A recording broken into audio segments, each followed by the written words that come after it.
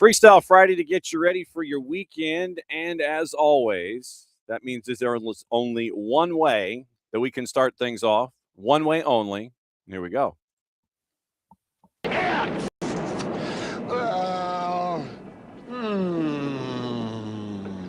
Come on, man. Go for it, dude. It's Friday! Friday! Friday!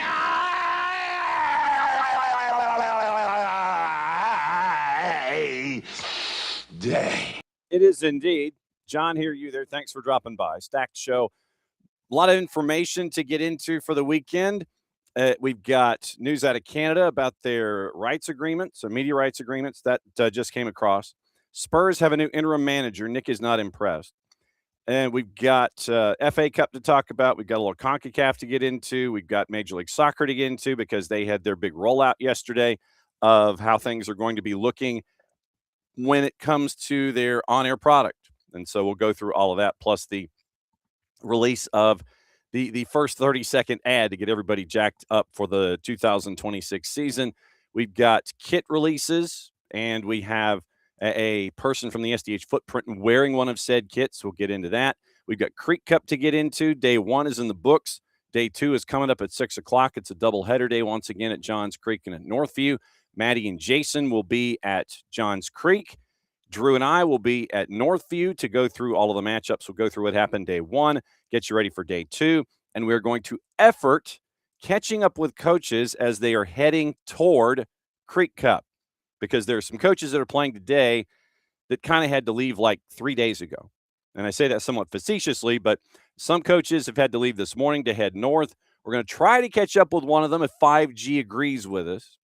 And so that is the rundown for most of the show today. Like I said, we do have some breaking news and developing stories and things like that. We'll get you ready for the weekend. Remember, it's an FA Cup weekend. It is not a Premier League weekend. We'll go over the juice boxes in the FA Cup and get you ready for all the things coming up here in just a little bit over the next 2 hours. And then we're going to get ready for Creek Cup up at Johns Creek. And once again, thanks to everybody at Johns Creek and Northview for rolling out the carpet for us and getting us ready for anything and everything that's going on with the tournament. It was really cool to get things moving yesterday. And the matchups that we have today, especially in the Titan bracket that Drew and I are going to have tonight, Islands and GMC, and then Tallulah Falls and Northview.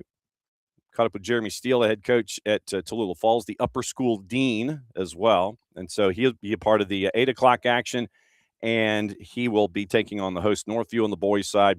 Then it's Islands and GMC at 6 o'clock. That one's a sneaky good matchup.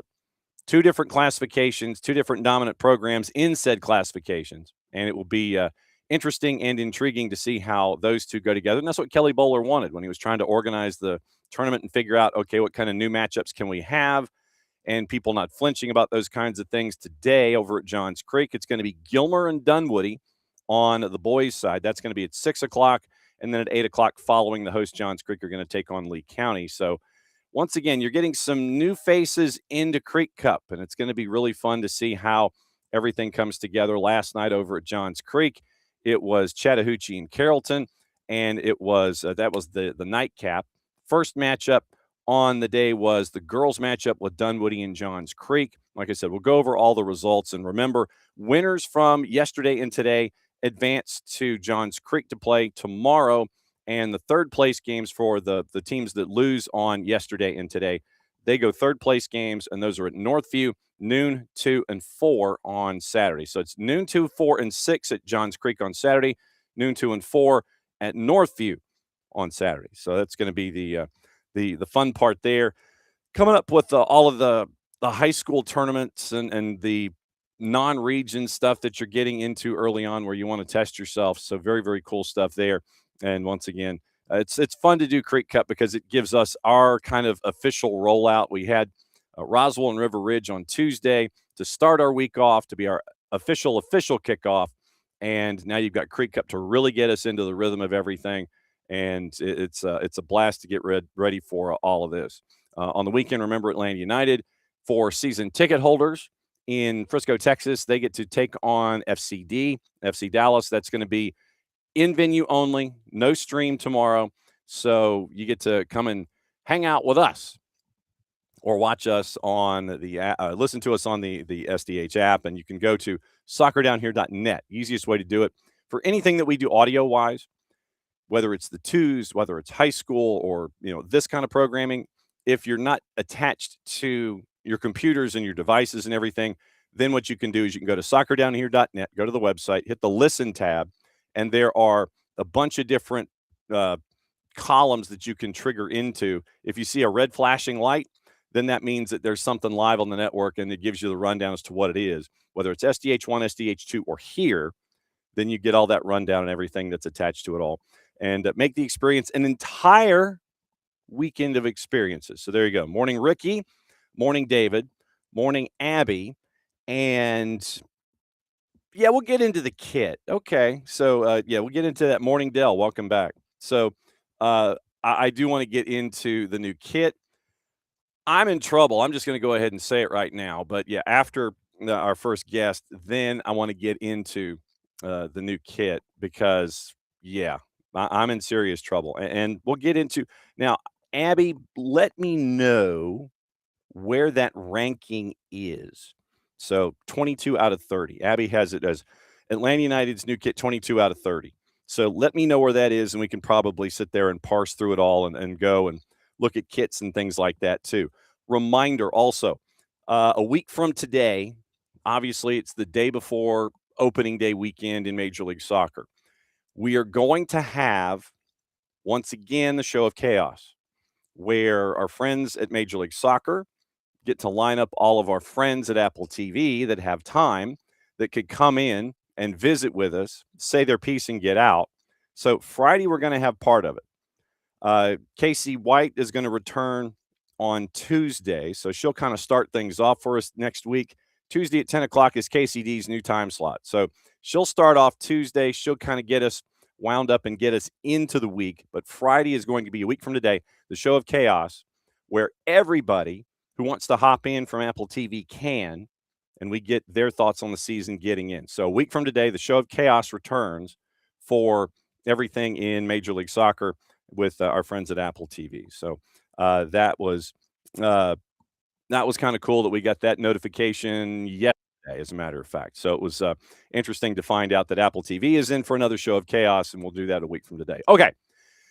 It is time to talk about the cup that the world is chasing after in 2026. And we know that there are a lot of you who are here in this particular market where we're based. You're going to the venue because there's half a dozen matches, and you're just going to sit there and you're going to take Marta and you're going to do your thing. There are some folks that might be coming into the country, and they're going to be like, well, hey, what do I do to try to navigate and going from point A to point B? Because my favorite team is going to be in New York. They're going to be at the Meadowlands. Then they might be in Kansas City. Then they might be in Seattle. Then they might be in Los Angeles. Then they might be going to Jerry World. How do we tackle these kinds of things? Someone has an answer, and they have raised their hand and said, hey, I want to talk to you about my answer. And for this, we go to Balmer and catch up with Dr. Jen Fry and find out what's going on. Doc, what is up? John, can you hear me? Yep, you're good. Hey, what's going on, friend? You tell me. You're the one that you're into the core. Let me see if I had the word. Hang on. Let me see if I can pronounce it correctly. The coordination. Coordination, yes. So coordination plus people. Yes, the coordination. And so you have introduced the Coordle app, and it's 2 O's. So COORDLE for those following along. She is the Grand Exalted Poobah of the app, and we wanted to find out, okay, let us know about this app so our soccer-loving folks who are going from city to city can find out what exactly they can do to make sure that this chaos that could be upon them does not turn as chaotic as it normally is, even when we're traveling from point A to point B just to get to appointments. First off, let me ask, how'd you come up with the idea of the Coordle app? So I come to you from volleyball. I was a college volleyball coach for about 15 years. Coached all over the world, all over the US. And with youth and college sports, it's all about moving groups. You are moving groups consistently all the time. Small groups of 9, 10, 11, big groups of 30, 40. You're always moving people. And I've had that experience for almost 15 years. And what really came to a halt was my PhD graduation. You've been to a graduation, everyone's coming in, everyone's asking, where are we going? What are we doing?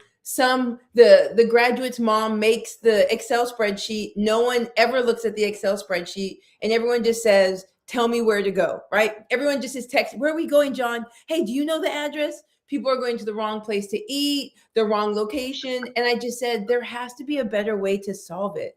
And so that's what I did was I said, okay, let me build out this product that makes it easy, accessible. You have one source of truth. You know exactly where you're going to go and what you're going to do 100%. There's no questions. No, look at this calendar invite. That's actually in the wrong time zone. Go search your email for this PDF. Go look for this one text in the threads. You don't have to do that. And so that's really where it came up with my PhD graduation. And so how much, I guess, well, A, how long ago was this? And then B, subset 2, how long did we go from thought to implementation? How long a path are we talking here? Woo! So I got my PhD in sports geography. So I'm probably one of the only sport geographers in the world. And a part of my dissertation was my lit review was looking also at soccer and soccer stadiums. And a thing that people don't understand is that sport is highly geographical. Fandom is very geographical. Think about the different areas of fandom and how very specific the fandom is. You can't take certain fans and put them in another stadium. It will not work. That's how you get beat up. I'm just saying that's how you get beat up. And so fandom is very geographical. There is a really good 30 for 30 on the Raiders. And to me, it's a geographical element because I'm from Arizona. And when the Raiders were in, I think it was Oakland, it was like Snoop Dogg used to have the Raiders fitted cap. You had the champion Raiders jacket, the lowrider cars. It had a very Black and Hispanic demographic. And then when it moved, the demographic changed, right? And then they tried to bring it back and people were like, it's not the same. And so fandom is very geographical. Training is very geographical. I'll take it, even though this is soccer, I'll take baseball. If you look at Japanese training, Asian training to Dominican training, Cuban, very, very different. So sport is geographical in all ways. And so that's a part of my dissertation. And then to answer your question, I have always hated like all the PDFs and right final version 1, 2, 3. You know what I'm saying? Like how many you're looking for all these final versions. You go into your email to look for that one Delta flight and Google takes you back to 2017. And you're like, we both know I'm looking for 2026. Like we both know that. And so during my graduation, I built out this spreadsheet with everyone's flights, with hotel information. All we had was like 6 group chats of everyone. I'm trying to walk and I'm trying to like check my phone to make sure people know where to sit. Like, why am I doing that? And so literally I graduated beginning of May, and then mid-May, I was like, let me see if I can solve this. And I jumped to it very naive. And if any of you are thinking about a tech platform, holler at me. I will help you through it before you jump your time and money into it. And holler at me. And so I did what most non-technical founders do that's wrong. You're like, I want to solve this thing. I'm just going to jump into it. And like, I'm also a professional speaker. So I talk about conflict. I'm a very well-known speaker. So I dumbly thought I was doing like the Olympics 3-meter board, right? Like I'm going from speaking, which I'm well-known, to tech. It's going to be easy peasy lemon squeezy. Actually, I was jumping off the Red Bull 29-meter and had no clue, right? The clouds part and I'm like, oh, we're actually higher than I thought. And so the start of it was probably a few weeks after my graduation. And the start of it will always be the easiest part. The getting your C Corp, LLC, your name, your logo, all of that is the easiest. Yeah. Once you dive into it, because your first idea is never the one you stick with ever. It's kind of like your strategy in sport. The strategy you go in with, that's going to flip, turn, all of that. Yeah, especially it's like everybody's got a plan until they get. What was it Mike Tyson said? Everybody's got a plan until they get punched in the mouth. Yeah. Oh, and in tech, you wish you got punched in the mouth. You get some rib shots, you get a kidney shot, You over here, your ears ringing, a punch in the mouth, you can see it coming, right? Like, I think that's actually, John, that's a perfect analogy. A punch to the mouth, you see it coming, you can understand the distances. You don't get punched in the mouth in tech. You get the rib shot that came out of nowhere. You get the kidney shot, and you're like, where did who did that? Right? Yep. Like, you get these shots that you don't expect, and you have to get up and keep figuring out different ways to then land your shot, because the shot you thought you had is not going to work.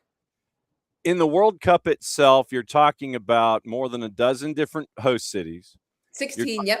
And you're talking about what? Seven and seven is 49. So say 42 days worth of travel if you go from A to B, just as an example. You want to come in early, you want to get settled, you want to do everything, you want to finish at the Meadowlands, you want to go home. Yeah. So if you're talking that many host cities, that many days, you're talking about factorials and you're talking about math, two things that give me headaches. Mm-hmm. How do you sit there and how does Cordal work to where, okay, I'm hopping in at this venue and this time, lay it all out for me in 3 dimensions. What is Cordal sitting there and saying, okay, I need to know your itinerary and then we'll bust this out. How does all this integrate? Yeah, what we try and do is make it really, really simple. So one of the parts about fandom is you love traveling in a group, right? You want to, and the biggest issue is that you're experiencing the joy with people than the pain point of it. And so what we look at solving is saying, okay, you know, you're going to have to go to all of these different venues to watch your favorite team. You want to follow Canada. So, you know, you're going to have to go to quite a few venues. And so what we say is you put your code in, you put your username and password, name your trip, you put your days, and then boom, it's built out for you. Your weather is built out because you have to know the weather. You could be in Toronto and have to be wearing, you know, some snow boots, and then you go to Dallas and then you're going to be in a tank top. So weather's built out, the game schedule's there, any fan festival information, anything of that nature is there. From that point, we try and make it easy peasy, meaning you screenshot your flight, it parses it and puts it in there. And what we're going to be actually building in a second is that if you want to have real-time tracker, it's going to be $10 for the trip to have your real-time flight versus texting flight 592, flight 68. We don't want you having to do that. Once you book your hotel, you put it in there. And so we say is all that logistical information, we're going to be the place that you're going to put it in there. And then whatever people are on your trip, if I see you, John, like, hey, John, you're still coming? Cool. Hey, take this take this QR code, automatically you sign up, you're in the trip. Oh, here, we already have a group of soccer parents. You put the link in there and they can sign up and they're in the trip. And then they can add their information, because what we know is that people, this is not, it's a polygon, right? People are adding all different types of information, and the current systems are built for one person, one itinerary. And so we say, how do we build one trip for multiple people and multiple itineraries? And so that's what we do, is we build that information in so that you have the one place that you can put it. We don't help with the mapping of stuff, because what we realize is that many people are going to kind of do that on their own. Now, the question is, are they going to add in additional cities? So for instance, I was in Chicago yesterday, and they said Chicago is going to be kind of this center hub for people who are doing cross-country travel. They're going to want to stop in one place and then go to another place. And, you know, if you're going to come here, I think the average, they say, like, is 12 days that people are going to be spending. And so people are going to have a lot of information, not only from the host cities, but also from other adjacencies that they're going to be in. So really making sure that we can help them with that information. You have a one-stop shop for everything you need in one place. Cordal app, and it's COORDLE, and that's the app that you download. So remember, it's 2 O's. It's not just one. So think of like coordination and people. So you're cordaling here. And when it comes to using AI and the most accurate technology and all these kinds of things, how is all of this integrating into where it is a 21st century experience trying to get all of this together? How does it respond, say, if weather all of a sudden turns into a massive problem for you and tries to reorient? Does it help you out in real time? It's like, I've got something going on here at my hub. I've got to reorient something and figure out how does it do things and help you out in real time if things start to fall down around you.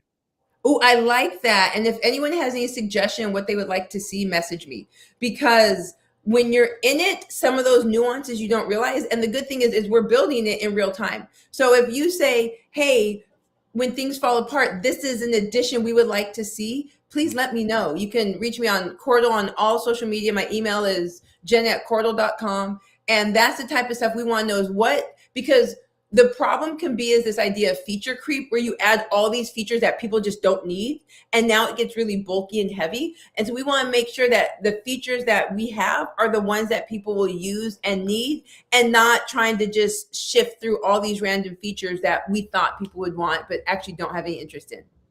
So what the early feedback on this, what things have you been able to sit there and go, oh, I like that idea. Let's adjust this and add this to the pie here. What early suggestions have you gotten that have helped you out in this process?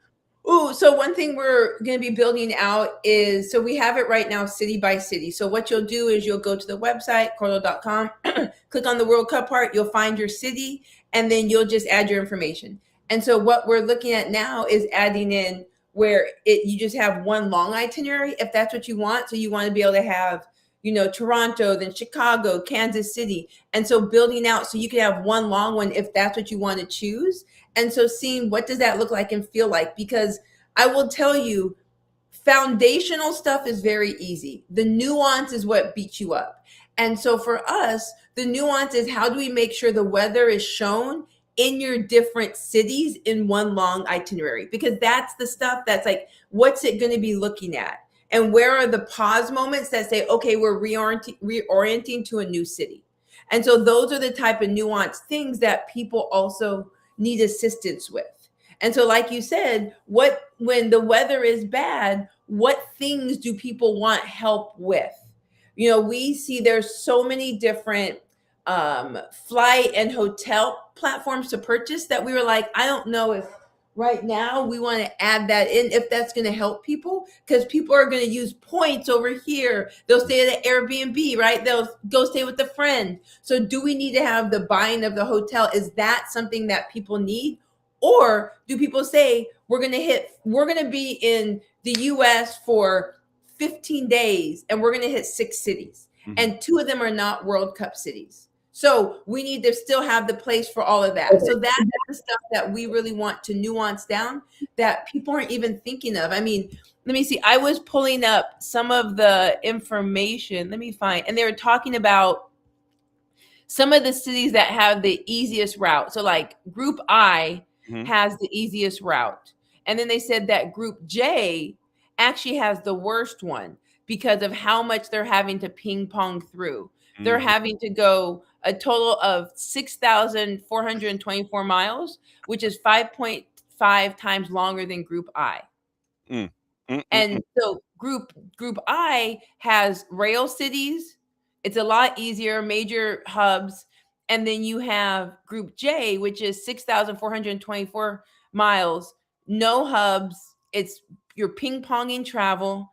Right. And so thinking about that aspect of it, of how do we, looking at these schedules, how do we help them, knowing that in there's going to be potentially some cities that they just want to go and hang at. And so I would just really ask anyone, like, what is it you want help with? And then we can kind of see that nuance. How can we solve that problem? What's the turnaround time when someone asks you a question and you want to sit there and workshop the problem? I know that you would have to workshop the problem on your end and help out the person asking the question who's got probably a time constraint on their end. What's turnaround time for something like this in Q&A? So one of the things that's fascinating, John, when I talked about when I jumped into it back in 2022, I said, you need to have an app. You need to have an app. You need to have an app. And so we built out a fully functioning app in iOS and in Android. And our main component is youth sports. That's our main component. So if anyone here is from a soccer academy, holler at me. I know you're going to be taking people to the World Cup, so you'll need us for this and your normal travel. So our main thing is youth sports. And so we said, we need an app. We need an app. And a lot of people said, we don't want to download another app, right? We have 15 club administration platform apps that we have to download just to register. Just right now, and let's talk about bigger overall. Any ticket you need, you have to buy it. You have to download the app, right? You have to download the Ticketmaster app, the Live Nation app, every ticket now you have to download an app. So people are tired of apps. So about 4 months ago, I just said, people said they're tired of apps. What if I just rebuilt this? And so it's a web responsive app, meaning when you can actually add the icon to your homepage of your phone. So what it looks like is that you literally have the icon. There you go. And you click on it and it sends you to the website. So you're not downloading an app. And so the turnaround, back to your question, I mean, I can probably turn it around in 3 hours. Nice. Okay. And so I say that is that, so say if John, you came and you said, hey, Jen, I think that, so for instance, I have a really large group, almost 150 people using it right now. And the person said, hey, it would be nice if the chat was in alphabetical order. Okay. So that took me 10 minutes to something like that, a nuanced change. That's not going to be anything. Now, if you ask for a bigger change, that might take longer. And there's going to be bugs because there's the spindles that have to connect that we might not see on our end. So if you come to me, you're like, hey, can you make this addition? And I'm like, this is a really good idea. Oh, also, if you find a bug on the platform and you send it in, you get a $5 gift card from Starbucks. So if you find a bug, and if you give us a feature idea and we implement it, we'll also give you a $5 Starbucks card. And so if you have this idea, but there's a lot of spindles to it, just know that there's going to be bugs that when we test it, we're going to test it in a different way you're going to be using it. And so just report the bugs and we can fix them within 20, 30 minutes. Okay. But I think that's the biggest thing I didn't realize as well is the bugs that come with the different nuanced uses. We can come out and say, okay, let's try all these use cases. And you as the user are going to use it in different ways and bugs are going to pop up and we can turn that stuff around pretty fast. And that's what I'm proud about is our customer service and turning around because our platform is different than anything else. Meaning if one person doesn't work, the whole group doesn't work. Right? It's not like other platforms where you can get away with a few people not knowing. No, when it comes to group travel and you have a 40-person group coming and our platform is what you're using. And if one person can't use it, no one can use it. Like, right. Guess what happens? They're like, okay, well, we'll just move it to the group chat. Well, now you've moved it off the platform for the one person. And so that's why we try and make sure that we are paying attention to fixing bugs because we don't want you to have to move it because of one person. Right? One person can't do it. No one can. And so we are very cognizant. That's what makes our platform different than anything else because all the information's in one place and everyone has to have access. Cordal app, 2 O's. And with the app, this is the first time I've heard of this. Of course, I'm not all the most technologically inclined, but the first time I've heard that if you download an icon, it goes to a website instead of an app. So no one's downloading another app. That's new to me. I've never heard that before. So it's called a web response app. Okay. And so when you could use it on your computer, your iPad, or your phone, and it shifts to each size. So how it looks on your phone is literally like what it would look like on an app. How it looks like on your computer is literally what it looks like on a website because people just got tired of downloading apps. And I understand that. And so I said, how can we make sure people have the information and you got to download an app. Chick-fil-A, you got to download an app. You got to go to get your oil changed. And it's like, how do we make it easier? And you guys are trying to do that. So one more time, you can download the app. 2 O's, remember, COORDLE. Download the app, but you don't even download the app. You just go to the website you go to the website and you sign in, you do all that jazz, and you can either continue just to go to cordal.com or you can add, and we have directions in our help aspect or help studies where you can just learn how to quickly put the icon on your home screen and then it's there the whole time. And so you're not worried about downloading another app. So we wanted to meet you in the middle where no more apps and you always have access to the information. And Dr. Jen, I cannot thank you enough for letting us know about this, especially since we are under 120 days before the world comes to this hemisphere and it is all over the place and testing all of the infrastructure that we have here in the U.S. Woo, child, everything. Cannot thank you enough for dropping by. And let's see, Michigan State, I don't know about their football program this fall. It's going to be tough. It's going to be tough. Ron, it's been tough the last 4 years. It's been tough. No doubt about it. And so we're going to keep an eye on things in the B1G. We're going to keep an eye on things there with Cordal. Thanks for dropping by and letting us know what's going on a Friday. Really appreciate it. and let us know how things continue to evolve as we get closer to the World Cup, eh? Yeah, I appreciate it. You go there, and the first trip is free, and any additional trips cost $10 There you total. go. Good Not deal. per person, total. Sweet. Dr. Jen, thanks again. We'll see you soon. Yep. Bye, friend. There we go. That's Dr. Jen Fry and Cordle. COO. Let me do the font thing here in the lower thirds. So it is COORDLE. It's the Cordle app, and you get to really get to see what's going on with them. And so Cordle.com, and it will also, and don't wig out, because it will also take you to, and there's also an AI attachment to it. So Cordle.com and CordleAI.com. So that's where it is. And you can go there. The web responsive app is available. So you can go to one of those two places, takes you to Cordle, and you can get things squared away from there. You and your groups all around the planet, trying to figure out where to go from point A to point B and point C and point F and point M and all of that stuff, with the cup coming over here that the world is going to be trying to chase after in 2026. Go and see what Dr. Jen and her friends at Cordle have to hopefully help you out and get you from point A to point B. I had to ask the question about weather, because weather is always a wild card, especially in the southern markets, and if there are adjustments that have to be made on the fly.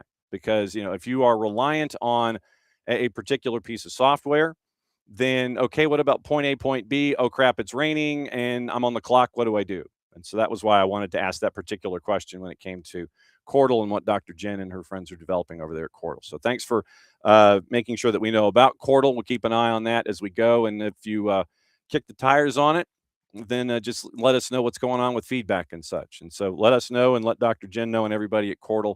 And she reached out to us, and we were like, okay, with the cup the world's chasing in 26 coming this way, anything that can help out big groups and a lot of host cities and trying to get from point A to point B and help things out. She said 12 days is supposed to be the average visit. And I hope that's mostly in city and not like in airport, like in concourse or anything. That most of that time in that 12 days is spent in venue, going from point A to point B and enjoying your experience and not being stuck in an airport. So that's Dr. Jen Fry and everybody at Cordle. So that's the way to kick off your day here on SDH. And so once again, like I said, give it a shot and see what happens, and let us know what's going on. Dr. Jen reached out to us, and we'll go from there. So once again, Dr. Jen Fry and Cordle, 2 O's, COORDLE.com. And like I said, it'll register as CordleAI.com. And that's why I asked about the AI component too. So we'll give it a shot and see what happens. And then let us know if you have any groups that have been using it, and give us the feedback that you want to give us, and give her the feedback that they need as well as they're developing this whole process. Okay. All right. The rundown for the rest of the day is this. We got to talk Creek Cup, because that's on the network. That's later today. We will talk about that. We are going to be efforting coaches as they are heading toward Johns Creek and Northview. And some coaches are going to be traveling a great distance to get there from their homes to up here to play tonight and play tomorrow. And so once again, I would go back into the Red Clay Soccer Report and go back and listen to our discussion about the orchestration of getting all of these clubs up here and coming up with different fun matchups and all this kind of stuff. So it was fun to catch up with Kelly Bowler on the Red Clay Soccer Report back on Wednesday, brought to us by our friends at Kaiser Permanente.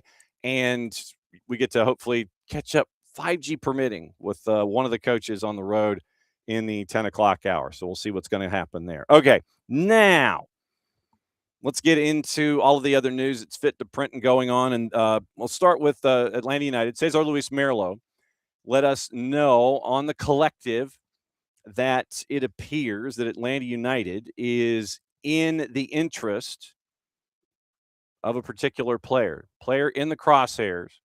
And we will kind of workshop the idea and see what is going on, because there's time in the window for the addition of players, but you want to get them in the barn and you want to get them all squared away, because you're 7 days away from actual wins and losses and all that kind of stuff. And so it was announced yesterday by Cesar Luis Merlo, Matias Galarza Fonda.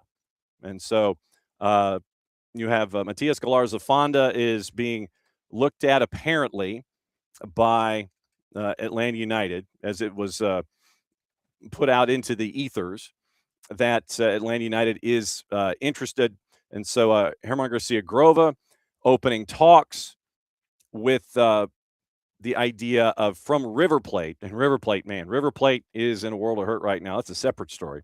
But Herman Garcia Grova, Atlanta United, apparently, according to Herman Garcia Grova, opening talks, evaluating a loan with an option to buy for the midfielder from River. And in case it goes through, the River will have a position that they're going to have to reinforce on the roster heading into January, February, March 12th. And so this is what you're looking at. So Matias Garcia, Matias Galarza Fonda, shows you how awake I am, man.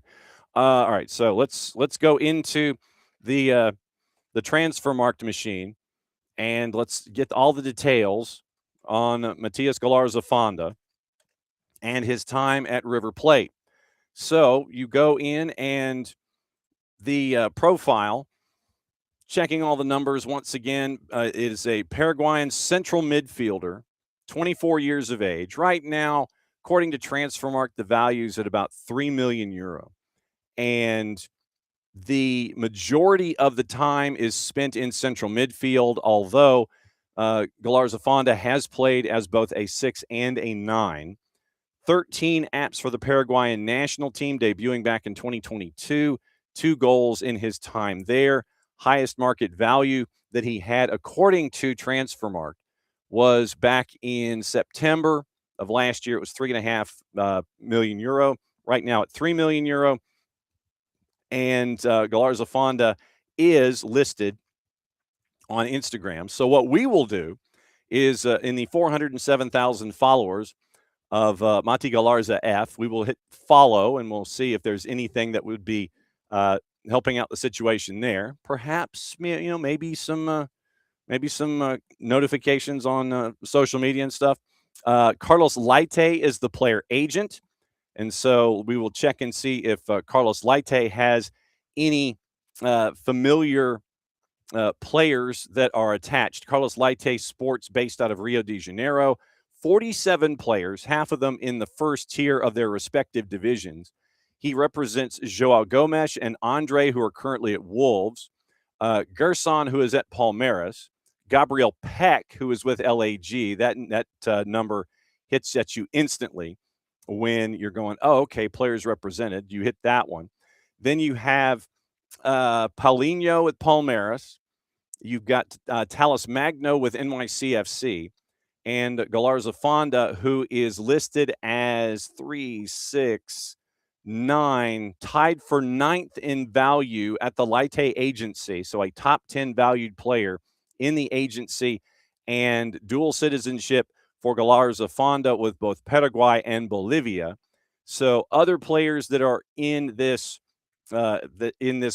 barn for Carlos Leite, Maicon at the age of 37, who we know from his time in the past, currently playing at Coritiba, and then everybody else from there. But 21st team players out of the Leite agency, and top 10 in financial evaluation from Transfermarkt, as Galarza Fonda, the central midfielder who's at the age of 24. Remember, Talis Magno, Gabriel Peck, who are also in Major League Soccer, are attached to Leite as well. Now, getting into the stats and the numbers for Galarza Fonda, looking at stats in the overall. So all seasons, let's get into this. But once again, central midfielder, has spent time in front and behind, but mainly a central midfielder. So all seasons so far, no appearances in the Apertura for River Plate, played in how many different competitions? Wow. Coming from Tacheras to River Plate in the 25 season. So with Tajeras 17 matches, then another 14. So 31 appearances, all comps last year for both Tajeras and River Plate. Before that, in the 24 year for Tajeras, 15 and 18. So 15, 18, 42 appearances and 4 goals, 2 assists.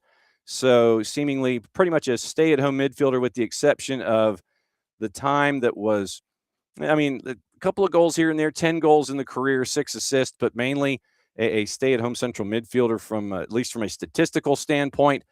Time at Teixeira, 68 matches, 5 goals, 2 assists, 58 at Vasco da Gama, 5 goals, 4 assists.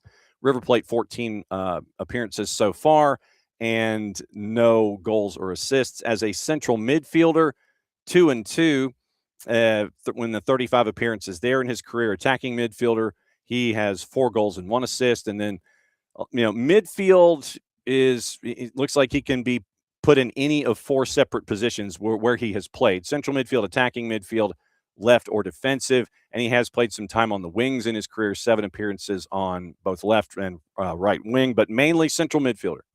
Central midfielder is, of the majority of the matches, central midfielder is where the time has been spent for a player like Matias Galarza-Fonda. So keep an eye out for that. Central midfielder, Paraguayan national, dual citizenship, 24 years old, out of River Plate. And so when Herman Garcia Grova says something, that's a tier 1 source, and you got to keep an eye on that. And we'll see what goes from here. But keep an eye out once again. River Plate, who is in a world of hurt their own selves, and we'll see what happens there. But that's what you're looking at when it comes to Atlanta United, and the ideas. Oh no! Enter bout blah blah blah. Okay, so nothing like a Friday to sit there and go, you enter bout with various numbers and letters in behind, you're going to be blocked. And so you're also going to be reported. Why do you want to do that to a man on a Friday? It's the end of the week, and you want to sit there, and it's like, you want to have your own time in peace.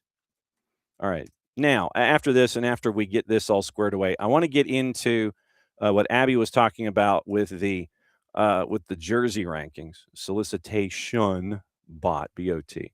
Now, and thank you for letting me know where those numbers actually are. And coming up, you've seen on the network, where Maddie has given her memories about how the sport has impacted her and what the new jersey looks like and everything. Okay, jersey power rankings from the 4-letter. Here we go. Now, they list Atlanta. No, I don't want to watch. I'm not interested in watching the 4-letter network. Literally, I hit the thing, and it's like giving me, this is angering me. Okay, so for some reason, it decided it wanted to sit there and let me watch TV, and I'm like, no. All right, so ranking of the kits. And once again, just going into this, just remember that it's always going to be subjective, and you don't know who is looking at it. You don't know where they're based. You don't know what they're looking at. So let's get into let's tell you what. Let's go from the bottom. Let's go from the bottom and figure out really if there are 8 that are worse than Atlanta United's. Well, let's go from the bottom. Instead of looking at the ones that everybody sits there and goes, "Oh, that's great," let's go and say, "Okay, well, this stinks. This stinks." All right, so let's go to the bottom. They've got Houston at the bottom. I like the purple and the orange. Okay, so I would disagree already. Houston, for me, is not number 30. St. Louis City. See, the Tina Turner one, I love the idea. And so I'm guessing that 29 in St. Louis is supposed to be like the waves of her hair in concert. I get it. Portland. Yeah. I mean, I'm having to think about this one. 100th anniversary of Providence Park. And, I mean, you'd have to have some elements in there about Civic Stadium. And it's supposed to look like ivy crawling. It's supposed to be like Wrigley Field with ivy going up the sides, kind of like what they used to have at Civic Stadium. And I don't know. I don't know. So I would say, okay, Portland, I agree. It doesn't look that good. Nashville is saying that, it's just more blue and yellow. Okay, so got it. Seattle with Providence, and it looks kind of the same. Maybe you're just a little bit more sublimated. So that's 3. Philly. Okay. Navy and gold. And I'm trying to see, but I mean, I like the sublimation there. I mean, it's supposed to be something constitutional convention-y. I mean, I get it. I don't think it's bad. So that's 25. Colorado is a black jersey. And I appreciate Colorado going for a black jersey. 30 years of club history. Okay, so yeah. Okay, so Abby is letting everybody see the Google Drive files for a picture of all the kids. I mean, if you're looking to rank things, I like Colorado's basic black. I mean, to me, it's a nice novel alternate.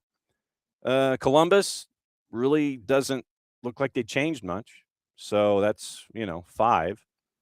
The Messi and friends went black, and they. I mean, it's just it looks like the logos of both the kit maker, the crest, and your main sponsor. They're there. It's black and okay. 21 is Atlanta United. I mean, I love it. I on social media, like I said here at SDH, what you're going to see our remembrances, recollections of everything 96 and so on. Here in the office, what I may do is I may do it here in the office. What the boss has done is she's really good with shadow boxes. And somewhere in my stacks, I still have the 96 golf shirts in plastic because I didn't want to open them and because I know what they would be, worth to folks. So I still have the golf shirts in plastic. The boss has her, and I'm staring at her shadow box right now. She has her ticket to the opening ceremonies, a couple of the pins that she has. She has her ID from being a part of ACOG volunteers. She's got her Swatch watch that she never opened. And she's got a nice little shadow box from all the things. And she's got some great stories. And I've got some great stories.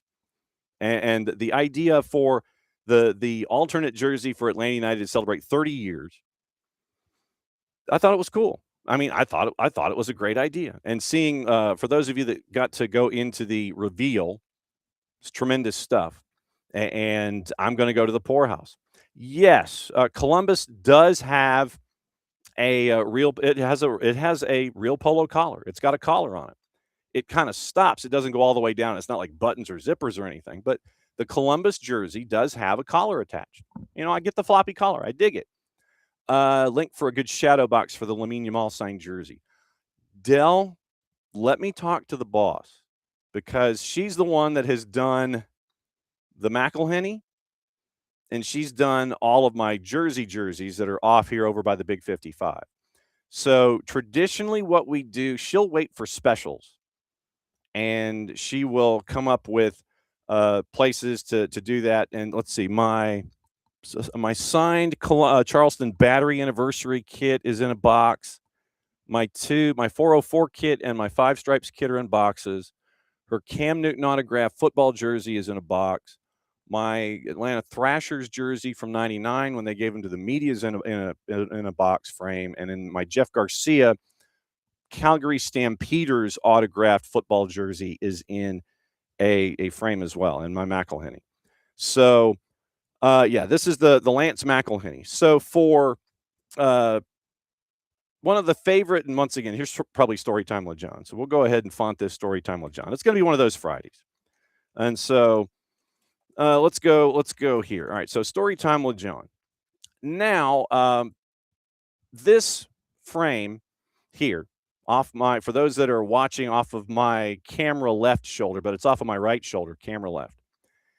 It is one of the favorite 30 for 30s that we have here in this house is Pony XS on SMU. And so we could probably recite it chapter and verse, and we love Dale Hansen. I loved Dale Hansen to begin with when he was a cranky sports anchor in Dallas, but Dale pretty much stole that show. And so that 30 for 30, anytime it comes on, we can quote it directly, and we've got some great quotes that are attached to it. Anyway, the quarterback during the glory time for SMU was the sawed-off quarterback Lance McElhenney. And he was the option quarterback that they went to when they flipped the switch and beat Texas in Austin and all that stuff. And Abby, I think that's might be where the boss gets hers, but I think it's close. It's either Michael's, but she does wait for a coupon. So anyway, we got, we love that 30 for 30. And so in messing around, we actually found that there was an auction, and I literally just found it randomly. An auction that had an autographed Lance McElhenney SMU jersey. And so I put money down for it, and McElhenney signed it, and he goes Pony Express, and he signs it on the both of the ones. And we ended up winning the auction. And so I think this kind of was where it all started, to be honest. After the Thrashers jersey and the Jeff Garcia jersey, that was the third one in. And she was like, oh, we've got to put that in a frame because, she loves the story of SMU football before they went on the death penalty. So she goes to where she goes, and she got that frame there, and ones like it are the ones that have the other jerseys here in the office and all that stuff. So I think Abby's on the right page. I think she is, because I think it was Michael's in a coupon, but I will ask. I think it's Michael's in a coupon. So I will ask about this. But yeah. So the 1, 2, 3, 4, 5, 6, 7 that we have, they're coming this way.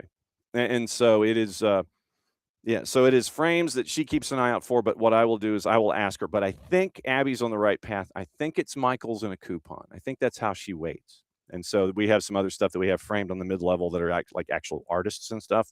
Same premise. So I think it's Michael's in a coupon. Don't quote me. And it's just that way. So Michael's in a coupon. But back to where we were with the jerseys. Yeah, Columbus, Miami, Atlanta, well, that's too low. Charlotte doesn't look like they changed much except for maybe the trim on the collar. Red Bulls, Lightning kit. Premise behind the roots, and it's roots of a tree coming from the collar. Okay. So, okay. Premise behind the roots meant to symbolize the club's growth. So, okay. So it's from the collar and its roots, and it looks like it's a lightning strike. And okay. So I would put Atlanta United's above Red Bulls. So that puts them. So it's 5 or 6. Sporting. I mean, I like the idea, and it is Argyle. And so they went Argyle. I like it, but it doesn't look like it's completely and totally Argyle. They stop it so you can have the center logo of the sponsor left alone. Okay. So, I mean, I would rate Sporting higher. Vancouver, like I said, I like the trim. I mean, it's very, very sharp. The dark blue is very, very sharp. I like the trim on the indigenous trim on the sleeves and on the collar. I like that. DC United. They really didn't do a whole lot to advance it. So DC United drops below 16 for me, drops below Atlanta United for me. Same with Fire. And so they go back to their old idea, the white stripe across the middle. Collar for Chicago as well. So blue sponsor across the front, but I would say Atlanta United's is better. Just because you have a collar and I'm old doesn't mean that I'm really going to rate you higher. Austin, vertical sublimated stripes on the primary and the secondary kit for the first time. And so it's a faded green, black lettering and black trim on the shoulders. I like it. Okay, so it's pale green and white, black stripes. Okay, I like it. I mean, it's a good idea. I think Austin probably stays where they are. San Diego. So, looks like it's more. Well, I'm not going to say lightning. So, I like the idea, but at times it looks like it might be a little too busy. So the blue and the orange, I'd like to see that maybe on a black jersey or a darker jersey. So, okay, so San Diego's okay. A little too busy and a little too lightning-y at 13. Toronto, okay. The how many? 1, 2, 3. So 6 red stripes down the middle. to go with the matching red collar, red stripes down the shoulders, red trim. I like this. That's very, very sharp. I like that. Sponsor on the front and a kind of like a sharpened TFC logo. Okay. Two-tone crest, black sponsor logo, stands out. Okay. I like that at 12. RSL, let's see. They kept the palette, they kept their main colors. So you have the cobalt, you've got the alternating red and blue, you have the gold stripes and the gold trim. That's very, very sharp. And then you have the sublimation with the Rocky Mountains. So I like that. Let's see. Orlando City, the purple team went gold. So they went gold with purple trim. And then you have so I'm like, I'm not a big yellow/gold person. So, okay. LA going back to their roots with the sash. I like that. Really like that. They have the sash and they have the it's not turquoise, but they have like that off green trim. I like LAGs. Okay, so LAGs at 9. Minnesota went back to their kind of season 1 kind of a thing. It's like we see with Huntsville City with their space approach. So Northern Lights kit, kind of. I mean, if you dug the Northern Lights kit, you would dig this one. Just that big Target logo right there in the middle. You want to talk about having a Target, and they've got it. New York City FC. I like that. I like that. And it is very, very, so the crest is somewhat sublimated. And you have pigeons that are attached to it. I like the idea. I need the explanation though. So it is a very good looking shirt. So NYC at 7, CF Montreal at 6, worn by the 2015 squad. So that was the Impact side that made it to the CONCACAF Hemispheric Extravaganza final. I like it. I like the white, and I like the idea that the blue paint that's going north and south kind of runs out of paint at points so you can see the sponsor. And so very, very good.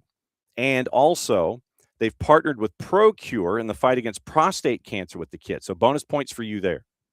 Okay, so CF Montreal, okay. San Jose with the tie-dye. And tie-dye can go any one of two ways. You can either really like it or you can not like it. And so San Jose's at 5. FCD, very, very sharp at number 4.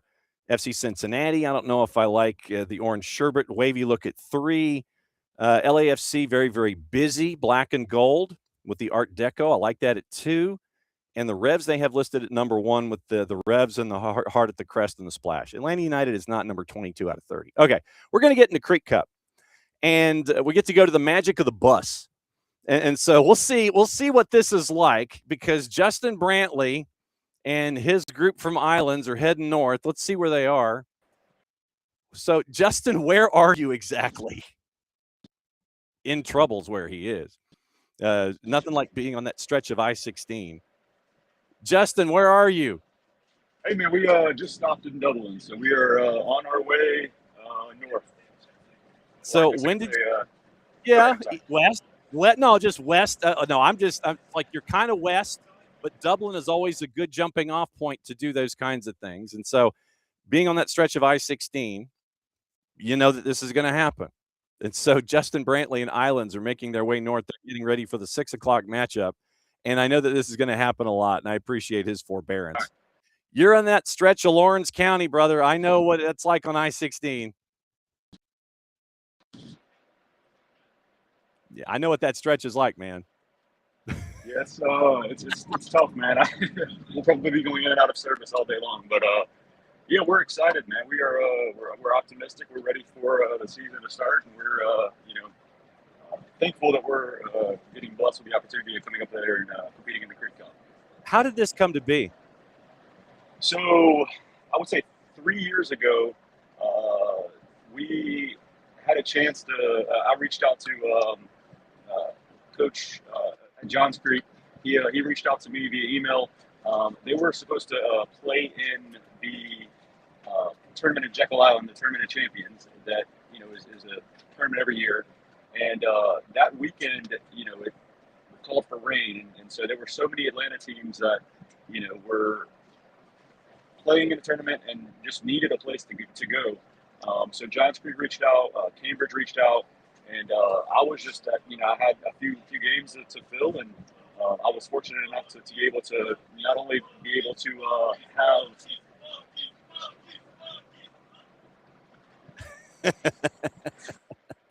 high school boys. Yes. I was fortunate enough to be able to have the field availability and the opening schedule, and so we hosted both those teams, and just had a great relationship with Johns Creek coach. And when this opportunity came available, we reached out, and so we were fortunate enough to take a spot. So that's kind of how the relationship began, and getting excited about the opportunity for tomorrow's game. When you look at last season, what lessons are you bringing forward from 25 to get you ready for 26? Yeah, so we had our ups and downs. Last season we were a very, very good team. I thought, our record was good, in a sense, but also, we had our struggles. We lost 3 games in terms of, our PK shootouts. We were 0 for 3 last year in PKs, which was very, very unfortunate. And we lost to Union Grove in our 10th shooter. In one of the PK shootouts, we lost to Country Day the same way, and then Cambridge as well. All 3 of those losses in PKs. So, our record was a little bit different, or not as good as what we had hoped. And this year we were able to, our first actual game of the season against Country Day, win our first PK shootout. So it was a good little turnaround. But yeah, we've got a really, really strong team. We graduated 4 guys, 2 of which were starters. So we were returning a lot of guys from that team last year, and again, very optimistic for the outcome this year. So if I were to ask you, one of the things that we're doing this year is we're doing what we call the Georgia call-up. When you watch me over when I'm talking high school football on Georgia Public, Mm-hmm. we do what we call make that kid an offer. And it's about those student athletes that are flying below the radar for one reason or another. Either they're not getting the look you think they deserve, they're getting looks, needs to be looked at by higher levels of competition, or they're not getting looks at all. Is there anyone on your roster coming into this season that you would sit there and point to folks and sit there and go, yeah, take a look at this person here for 2026?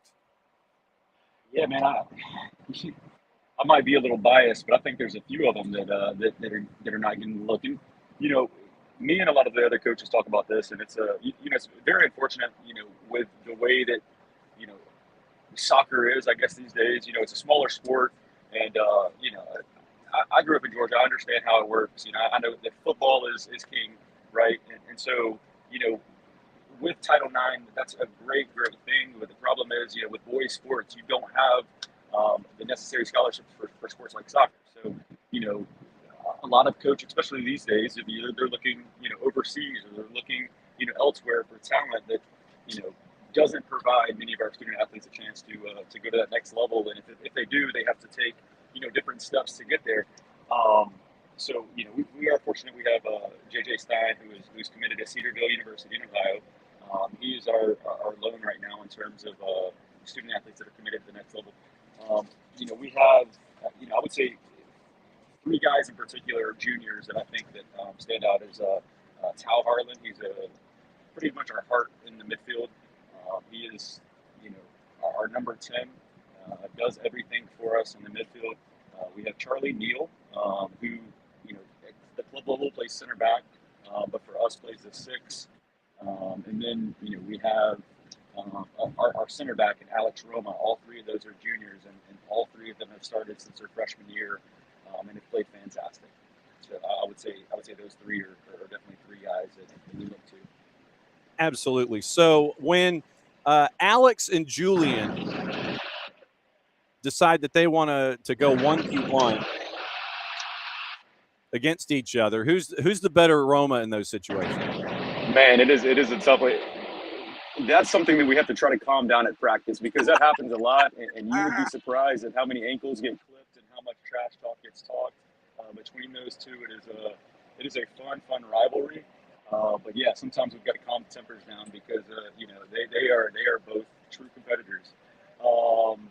In terms of it just depends on the day. There's some days where Julian gets the better of Alex, and Alex gets the better of Julian. So it's a 50-50 match most times, but it's always enjoyable to watch. All right, what kind of a matchup are you expecting tonight against GMC as we broadcast it at 6 o'clock on the listen side of it at SDH?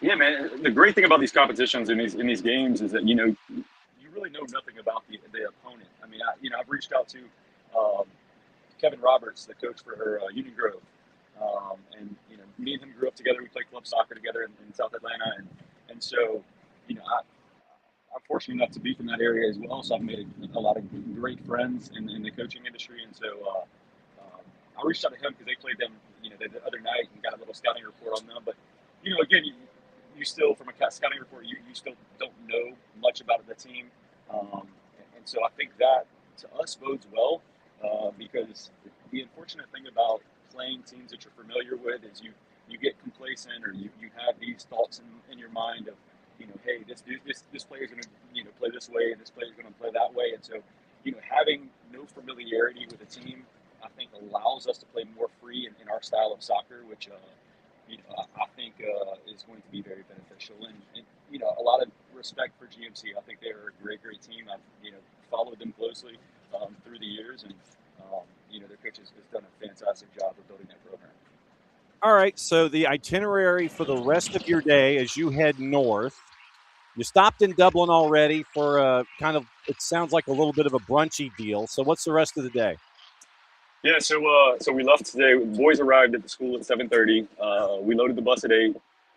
We are heading west right now. We're on I-16, passing mile marker 33 as we speak. Mm-hmm. We're gonna take a little detour. Go through Warner Robins a little bit backwards, but we are going to stop at Buc-ee's for about 30 to 45 minutes. That's boy. That's what the chant you heard earlier from the boys in the back. That's our trip. And then we're going to make our way up north through Atlanta, and then Alpharetta. We're going to stay somewhere in Alpharetta, and have a game at 6, and then after that, our hotel is actually connected to a parking lot of Buffalo Wild Wings. So that's where we'll be tonight. So yeah, it's going to be an enjoyable trip. I enjoy things like this. It's a team bonding trip, but it's also really competitive games. And so couldn't ask for a better opportunity for the boys. Okay, brisket or pulled pork? Oh my God, pulled pork all day long. And for me, the banana pudding is underrated. Oh yeah. I love the Texas cheesesteak as well. That is phenomenal. Okay, it'll be great to see you at Northview. Drew Dickinson and I will have the call on the SDH network when you guys make your way up to Northview. It'll be great to see you.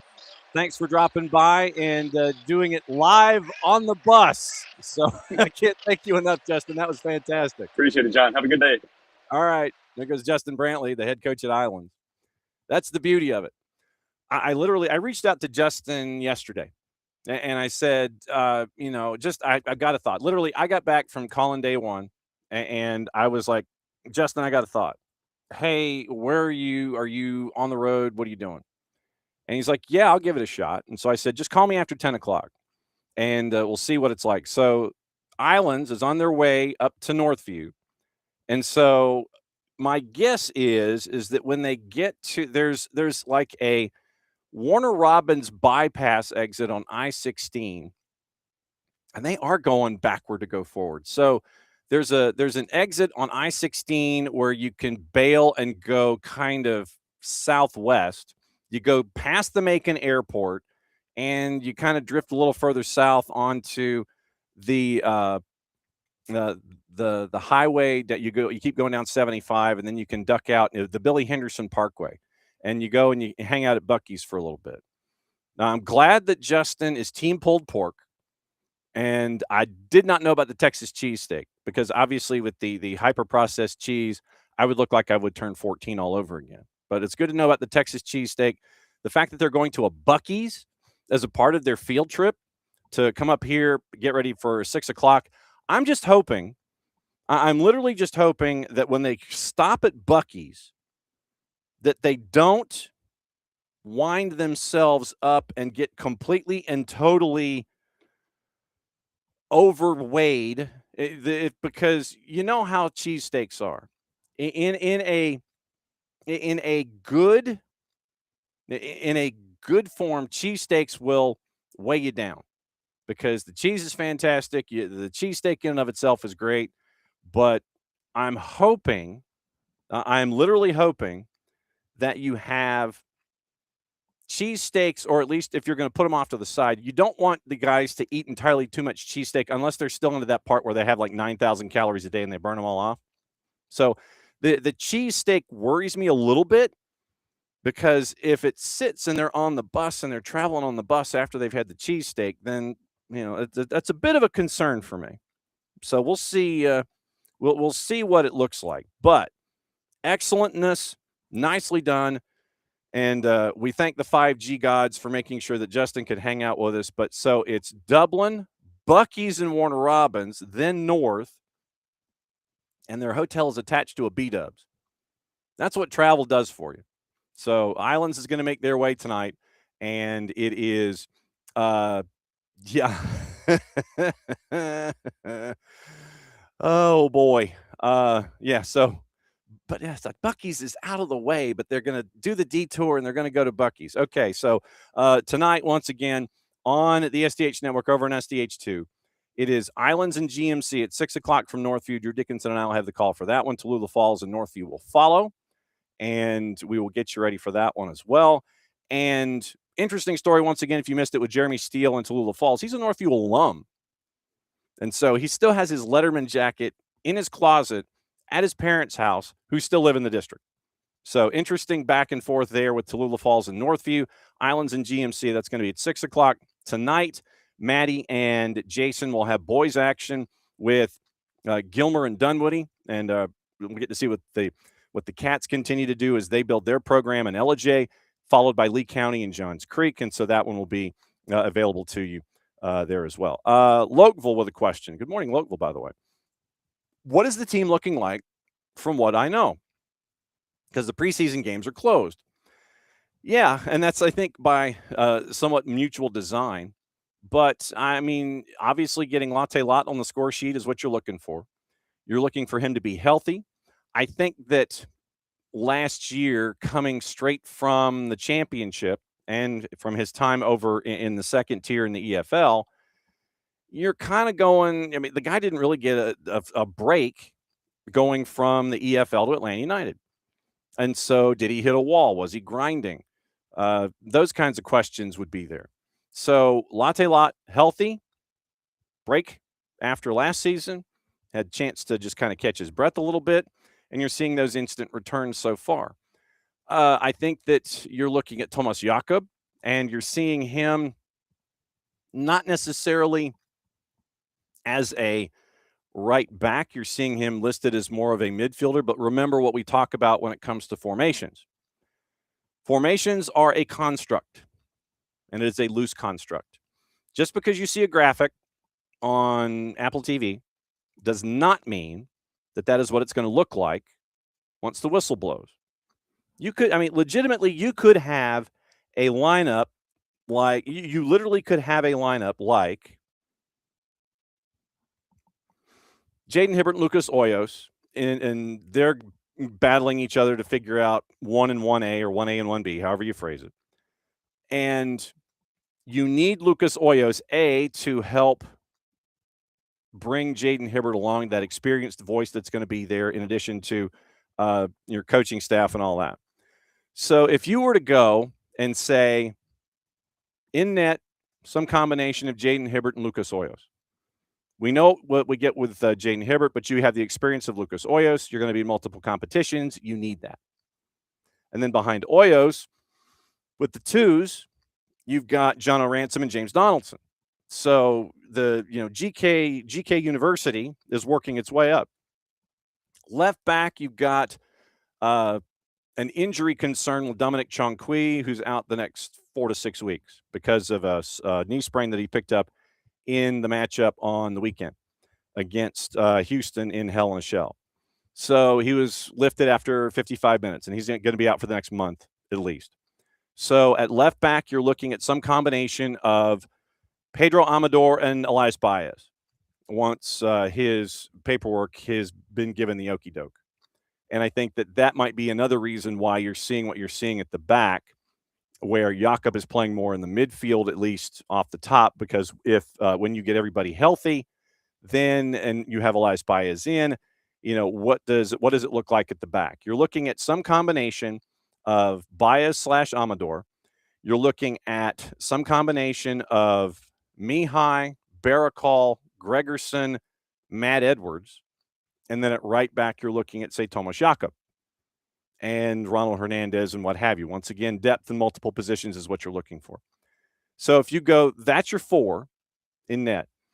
Then your 2 6s, you're looking at, once again, some combination of a healthy Jay Fortune, Tristan Muyumba, Steven Alzate, and, a Will Riley perhaps, Cooper Sanchez a part of that discussion. Then and then when you bring in Jay Fortune, you introduce that competition that's attached there. Morning, Will. Your 3 attacking midfielders. Obviously, the question's going to be on the left. What do you do there? But Tata is very high on the combination of Miranchuk and Almiron, understandably so. So if you have Miggy and Alexi being more of the point guard of that 3 attacking midfielders, and you let Alexi drift, you let Miggy drift, and whoever is going to be on the left-hand side doing the same thing, some combination probably of Saba and Luke Brennan. And then up top, because of now Jamal Tiare being sent to Columbus, it is Latte Lot. Are you looking for another name? And it is going to be, Cayman Togashi, and maybe you're looking for somebody else. So you're looking at a backup striker to help out with Latte Lot and Togashi. And then you've got your other pieces that you picked up at the back. So, you're really looking right now, you might be looking for just a backup striker to have your roster locked in the way that you're looking. But you like the competitions that you're seeing. You like the ideas that you're getting from all of this competition. And so, what's it going to look like? Like I said, I would use as a base in your brain the idea that 4-2-3-1. Is it going to look like a 4-2-3-1 once the whistle blows? Probably not.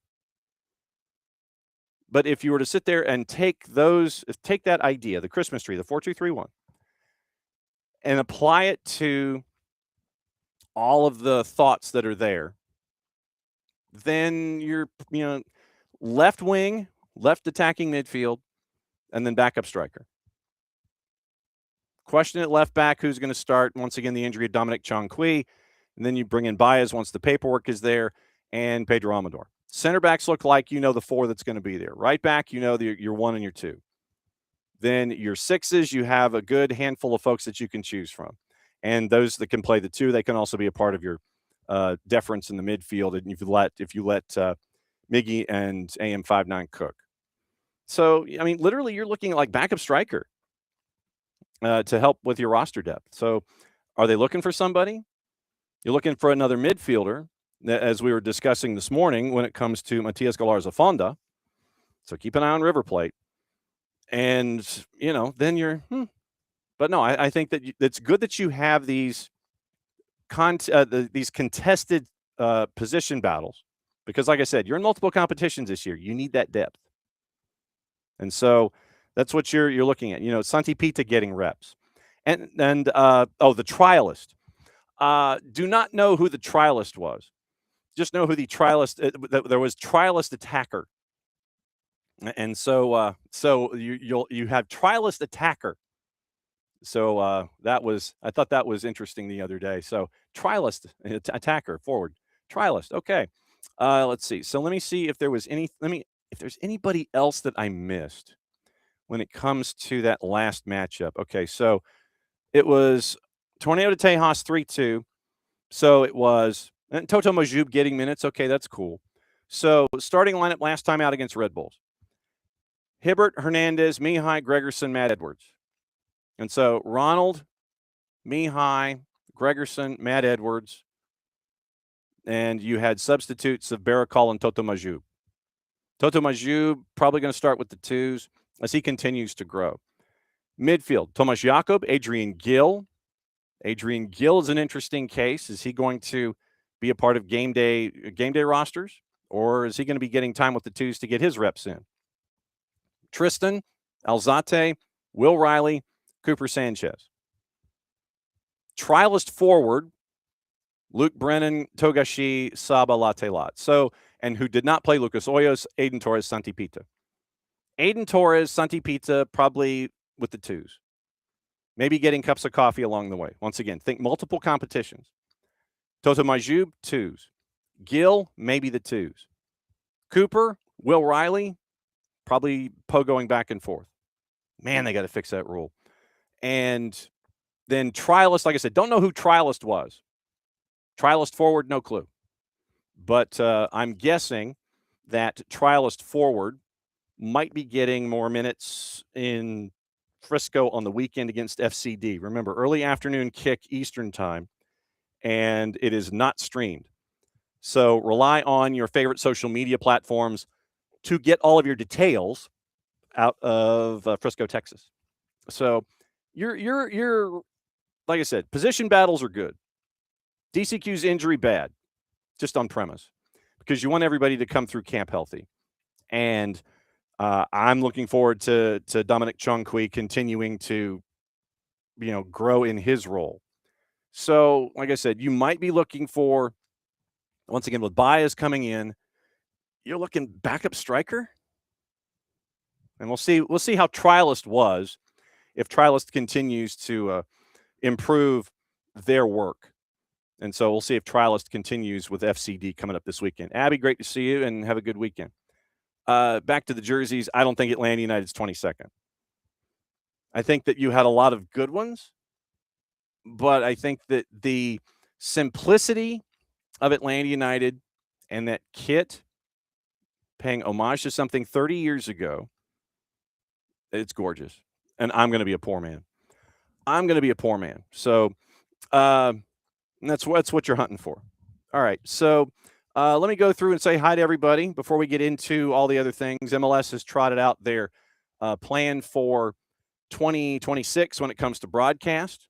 That was a media conference that happened yesterday. We have the first 30-second ad that is attached to this campaign. We'll go through what the changes are for Major League Soccer heading into 2026. So morning, Abby, morning, Ricky, morning, David. And happy birthday to Ropes. Far out. Good deal. So morning, Ricky. Like I said, and Abby, it's not 22nd. You have people who look at, and I know that we're biased here in this footprint, but I mean, legitimately, if you were to sit there and scroll down, I'm thinking better than you, better than you, better than you, better than you, better than you, better than you, better than you, yeah, better than you, 9, better than you, 10, better than the Argyle Sporting Kansas City, 11, better than Red Bulls, 12, Charlotte, 13, 14, 15, 16, 17, 18, 19. I would have it like just outside the top 10.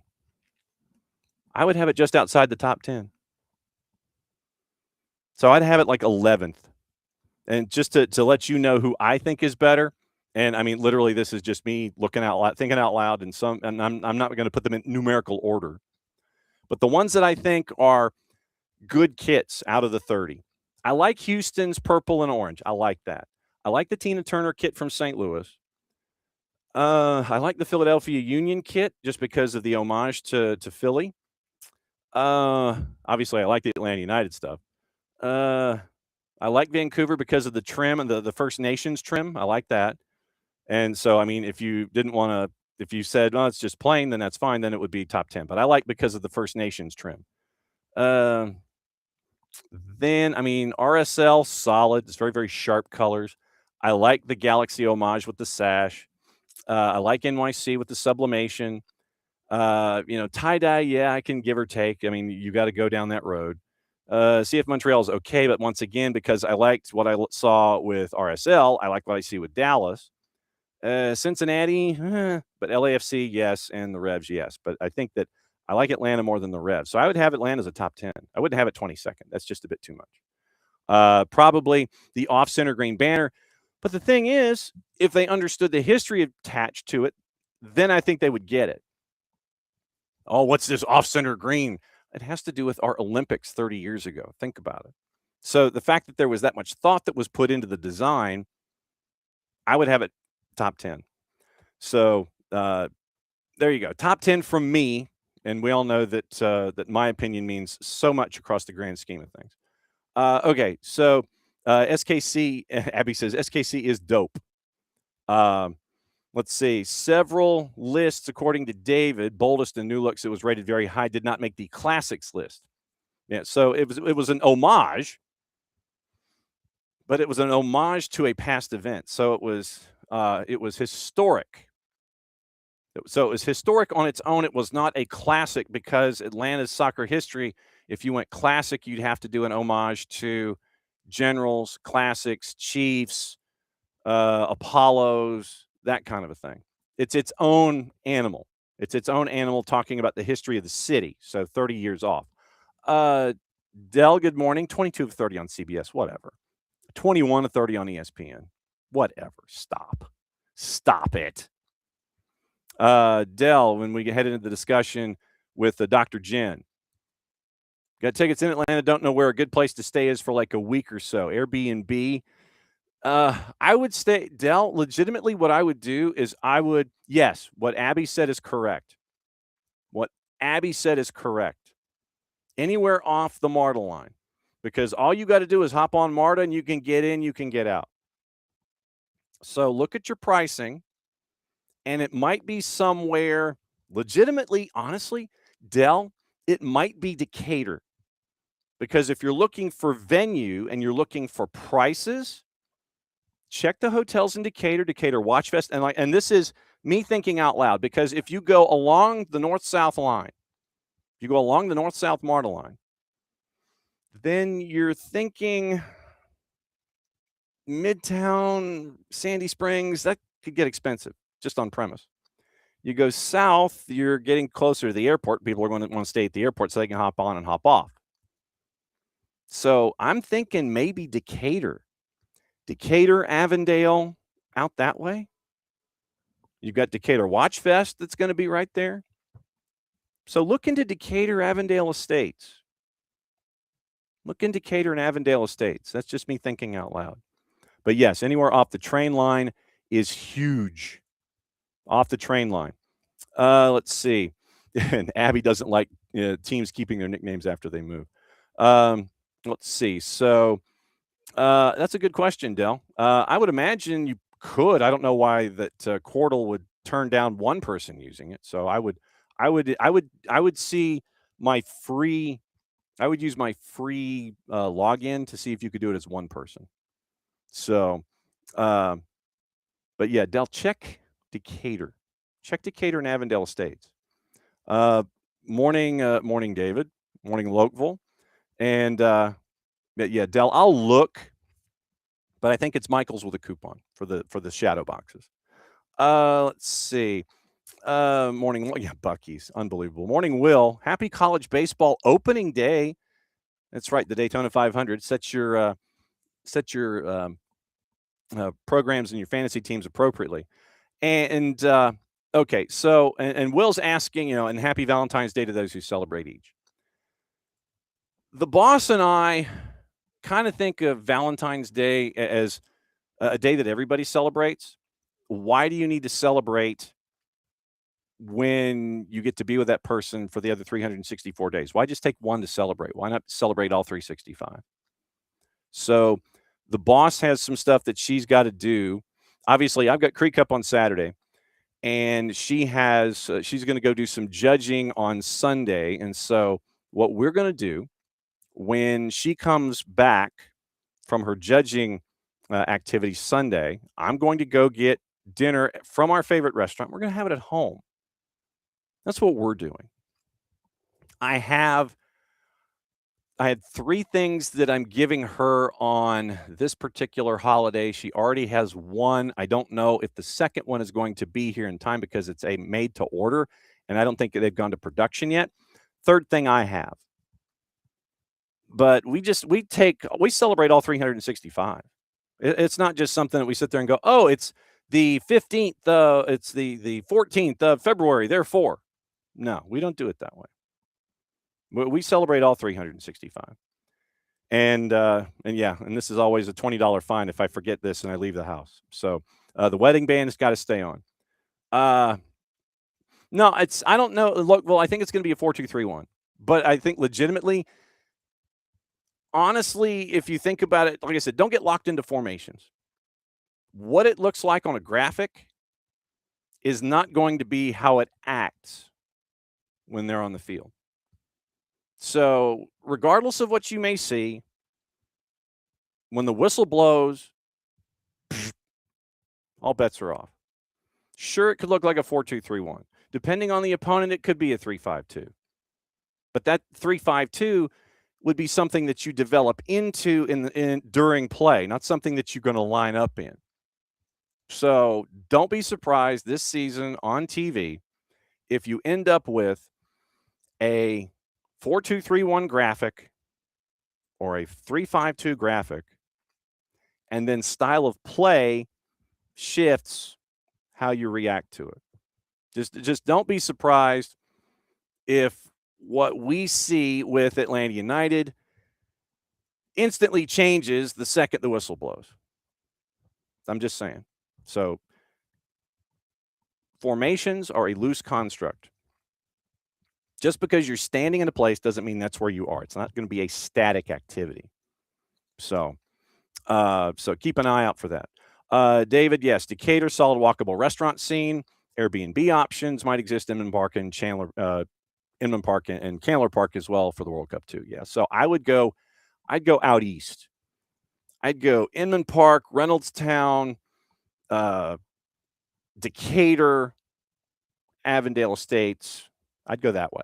So go out east, like Decatur, start there and work your way because you can hop on the MARTA line pretty easy and go into town. All right. Okay. So what's going on this weekend? Well, let's find out what's going on this weekend other than Creek Cup, which we've talked about a couple times, and we will hit that one more time before we get out of here. We've already had opening kickoff. That was Dr. Jen. And opening kickoff brought to you by our friends at Black Pitch Coffee, blackpitchcoffee.com. Start your day with the most important stories in the game. Right way to start your morning. Black Pitch Coffee, part of the SDH community, showing up at events all over Atlanta. Try their home blend made with beans from Brazil and Guatemala. Heavy bodied, notes of walnut, semi-sweet chocolate, and a rich world-class finish. Opening kickoff powered by Black Pitch Coffee. Now, what to watch, where to watch it, how to watch it. Brought to us by our friends at Fanatis, fntz.co/soccer down here. That link is important. It helps them, helps us, and helps you. Adding more matches to everything you're already watching. Fanatis, you get all the BNs. All the BNs, which means you get Polish League, you get French League, you get AFCON, you get the CAF Champions League, which is going on right now.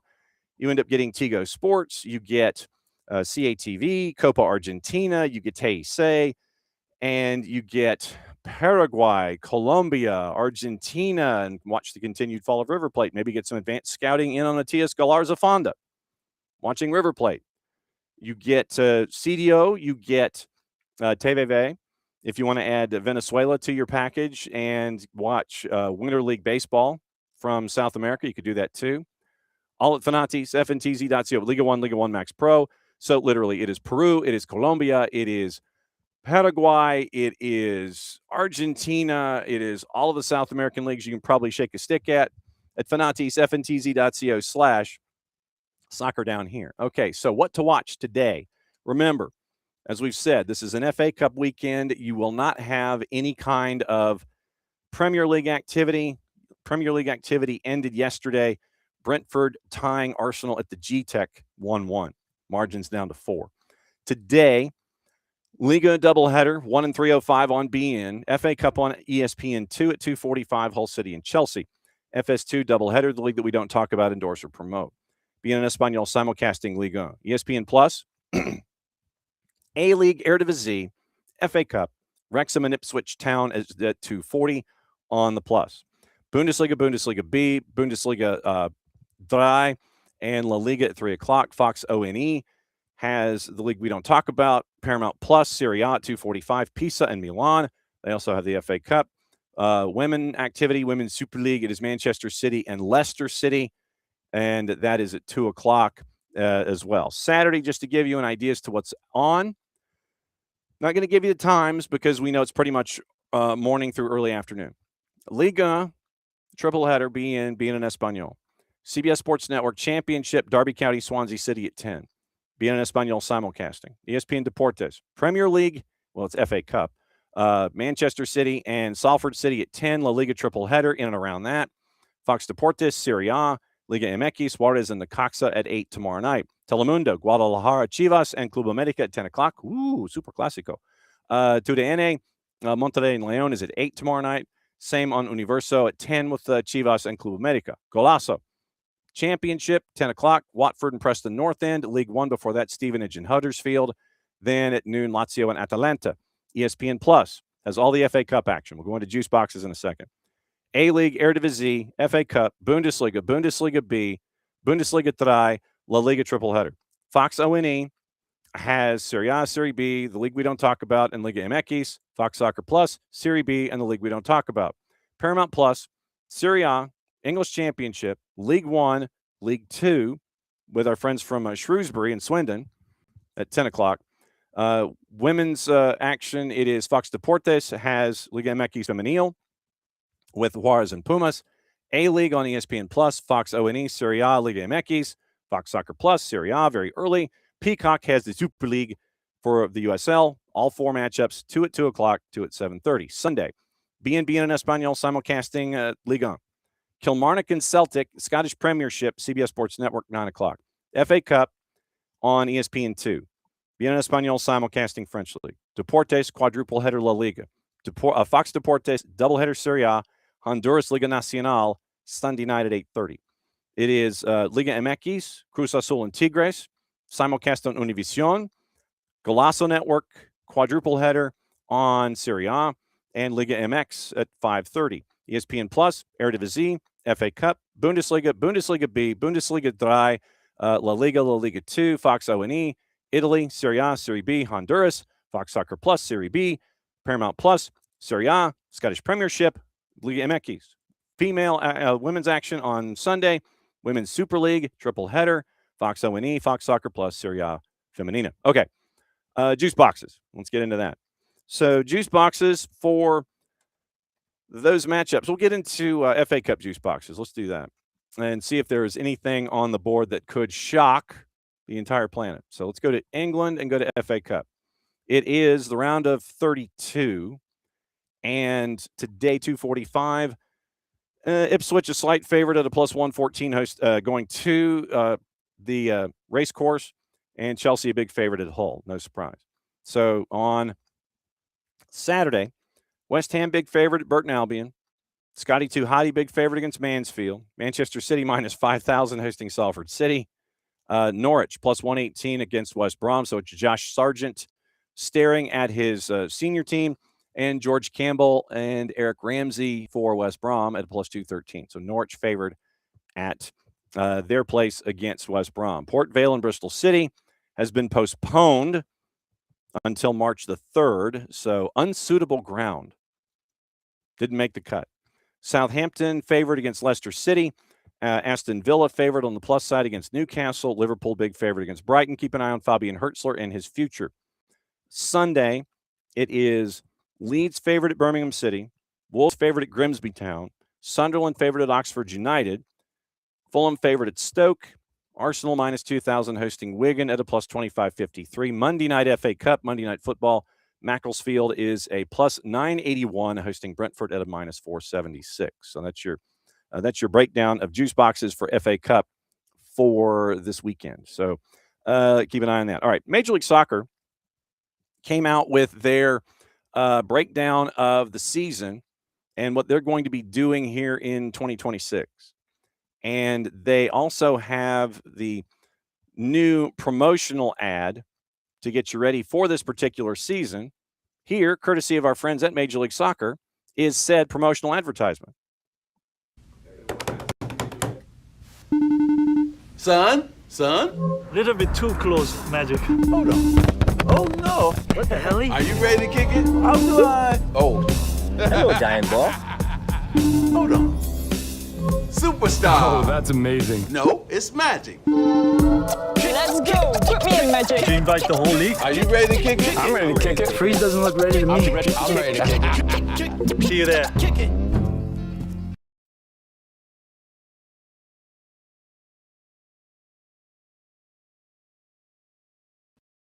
Why am I muted when I'm backstage? I just want to talk. That's all I want to do. So that's your new ad for Major League Soccer with our buddy Magic Johnson.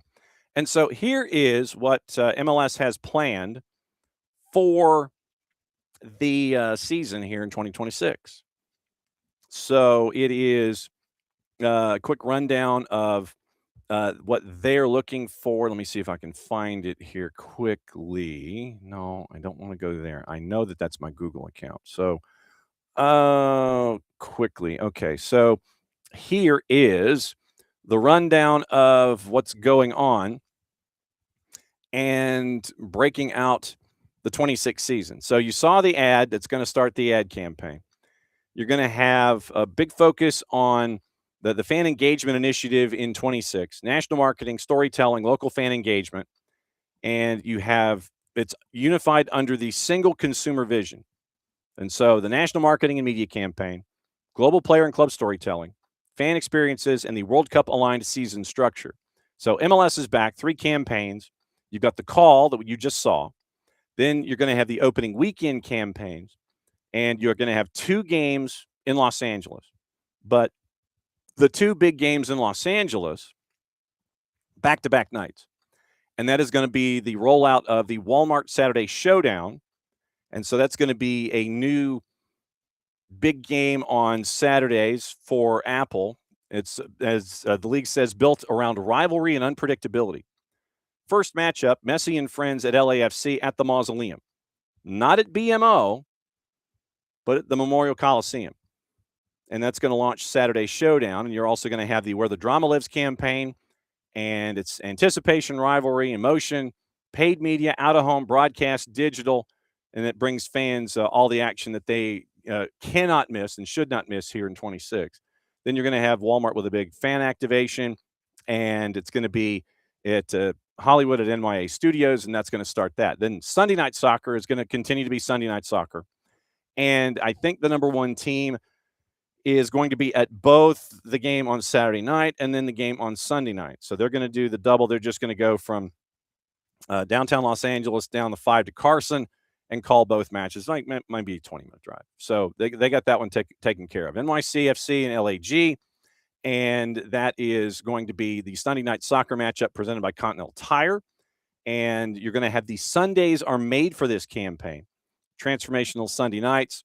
And it repositions Sunday evenings as a national ritual. And you'll see those commercials being rolled out soon. So player-led content series, social platforms, and the Sunday night soccer couch.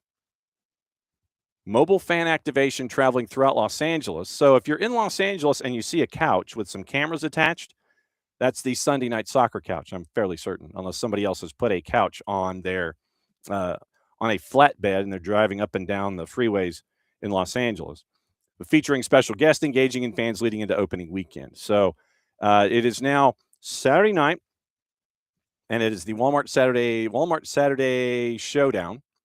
And you're also going to have the Sunday night soccer presented by Continental Tire. So Walmart is your new Saturday sponsor for your Saturday standalone game.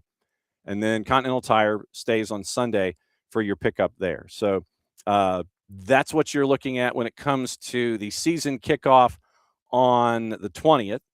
And you got to see the first 30-second ad that is attached to it. So had the big conference yesterday and all of the other information that's going to be released when it comes to where folks are going to be, and all the announcers are going to be on site this year.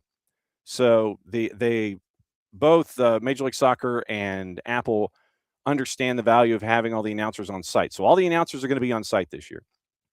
You're going to have a sideline in English and Spanish. And I think Andrew Wiebe moves to sideline Saturday. Jillian Sakovits turns into English sideline on Sunday. So Jillian's going to be on the sidelines on Sundays for the activity with Major League Soccer. So you're going to have English and Spanish sideline reporters, English and Spanish broadcast crews for those matchups and for Sunday. And you're going to have Jillian on the sidelines with the number one team as they work through their Sundays. So that's your rundown and your knowledge, your know-how there that is anticipated for Apple TV and Major League Soccer come the 26th season. Man, it's a week away. Reminder, it is going to be the show of chaos a week from today. And with our friends from Major League Soccer and Apple TV, I don't know who's going to show up. It's going to be the voices that you hear and listen and see all season long on Apple TV.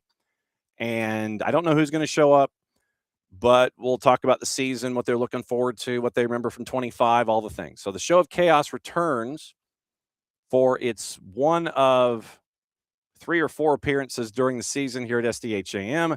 Next Friday, 9:05, the Show of Chaos returns to get you ready for everything going on in Major League Soccer for 26. We're going to bring in a lot of our friends in the week next week, and it's going to be Casey White's going to return Tuesdays at 10. And we're going to try and catch up with some of our OGs, see what Jess Charman's up to, see if Kevin Egan can talk about his Irish pub in addition to the 25 season, all the things. And that'll be the big Show of Chaos is Friday, but we're going to be talking to all of our friends all week long, try and get the bat signal out to a couple of folks in a couple of markets in the Eastern Conference and find out what's going on in their minds. Let's see. So that means that Max Anderson in Chicago is on notice. Our buddy Lucas Panzica is on notice in Nashville. Mike Gramajo is on notice in Orlando. Willie P is on notice in Charlotte. And we'll go from there. Dave Johnson, maybe from DC. We'll see what it looks like. But we'll see with all of our friends, and we'll see who else can come in and collapse and collide, and we'll see what it looks like coming up in a week's time. But all next week, it's going to be getting ready for Major League Soccer and the kickoff of the 26th season. So very, very cool. Couple of notes in and around Major League or soccer, just in general. It looks like that Spurs have agreed to make their ex-Juve boss, Igor Tudor, their new interim manager, as a long Mauricio Pochettino plan has been revealed. And this comes from a bunch of different places, but we'll go to Talk Sport just to start. And so Spurs have agreed in principle with the 47-year-old Croatian, short-term appointment keeping alive a potential Mauricio Pochettino return come the summer. Former Juve and Marseille chief Tudor, seen as someone who can make an impact short-term as Spurs try to navigate away from relegation. Ex-Dortmund pair Marcos Rosa and Edin Terzic have also thrown their hats into the ring. No permanent option in the deal. Robbie Keane would be keen. I see how they did that. Robbie Keane on the job, but only on a permanent. And Roberto De Zerbi wants to take a break after being bumped at Marseille. So Talk Sport reminds us about Igor Tudor, and it will be, let me see if I can find the other piece of news that is attached to that. FA Cup 4th round tie postponed and immediately scheduled. We talked about that one with Port Vale and Bristol City. Where was it? Not there. Okay. So according to our friends at The Athletic, as I sit here and scroll quickly, once the verbal agreement came out just as the show went on the air this morning, David Ornstein verbally agreed to the deal with Tudor and moved for a temporary appointment following the dismissal of Thomas Frank. According to Ornstein, brings experience of working at big clubs, track record of making an immediate impact, former head coach at Juve, Marseille, and Galatasaray, set to join on a contract until the summer without an option to make the move permanent. Vinay Venkatesham, Johan Long have driven the interim appointment with the club, set to select from a wider pool in the summer for a permanent hire. Sacked by Juve after 7 months in charge in October, with the side 8th in Serie A, came after a winless 8-game run. And so that is that's the rundown from David Ornstein. That's the short version of the announcement of Igor Tudor and him becoming the interim in charge for Spurs for the remainder of the season. I'm trying to see if there's anything else that I might have missed. They're tempting me. Oh, wow. So let's see. Our friends at Islands are saying, do I want anything? Let's see, pulled pork sandwich and a large banana pudding. So that I placed my order with Island Soccer as they're going to Buc-ee's. So if I send it now. So let's see for the Creek Cup tonight, which will be at soccerdownhere.net, and you hit the listen tab. It's on SDH2.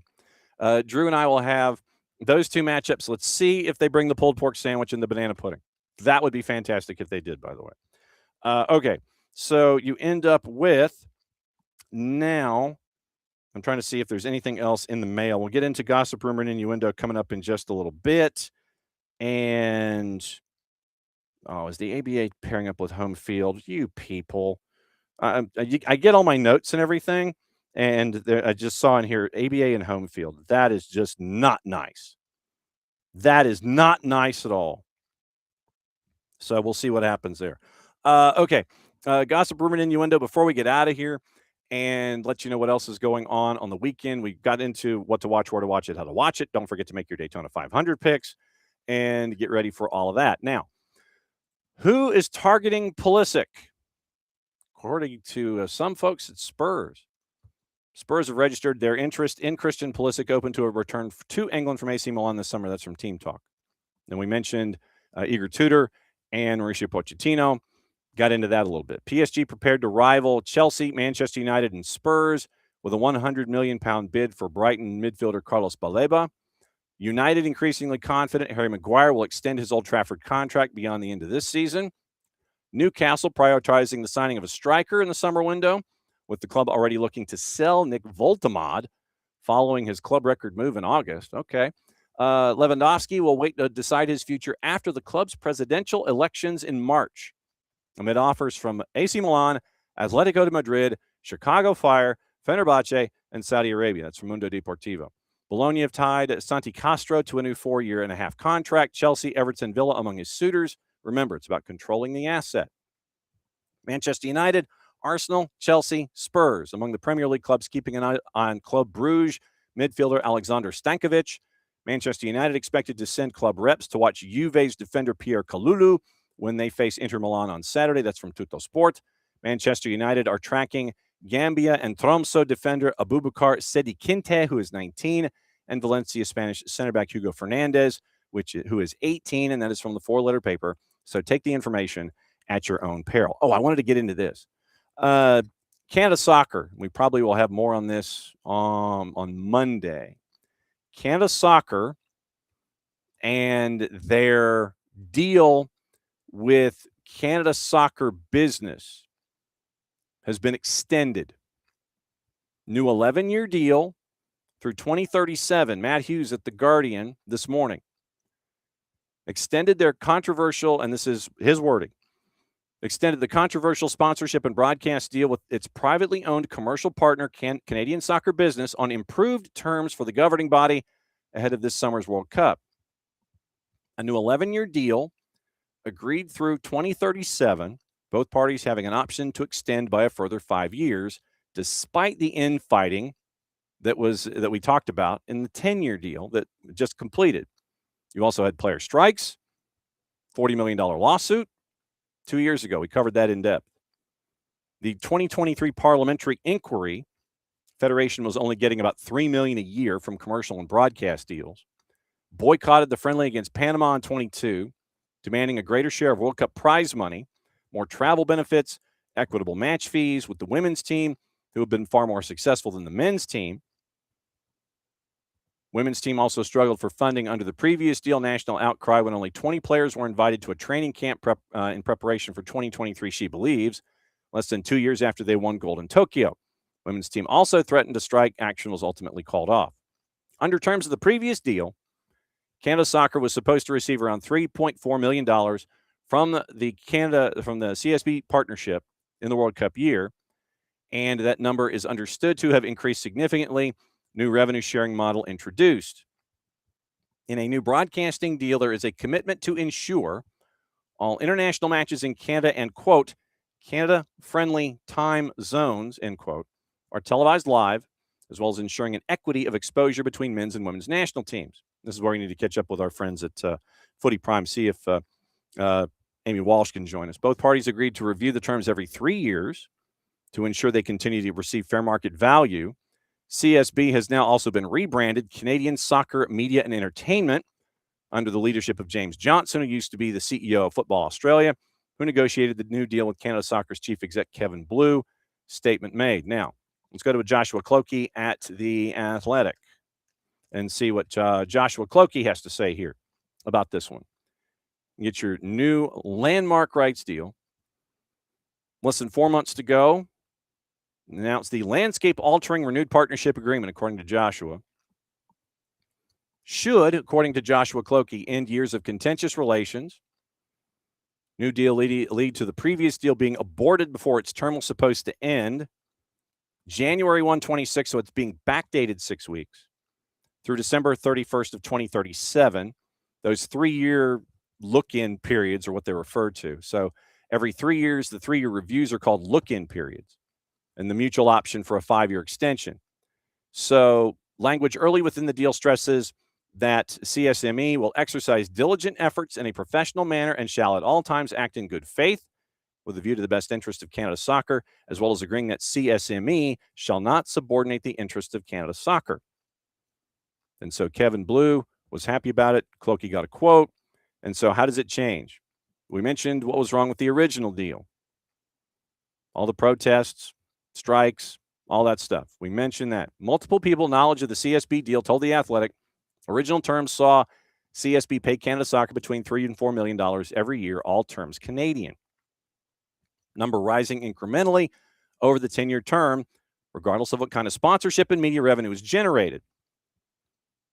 One Canada Soccer board member, former member, told The Athletic in 23, quote, "We signed a bad deal."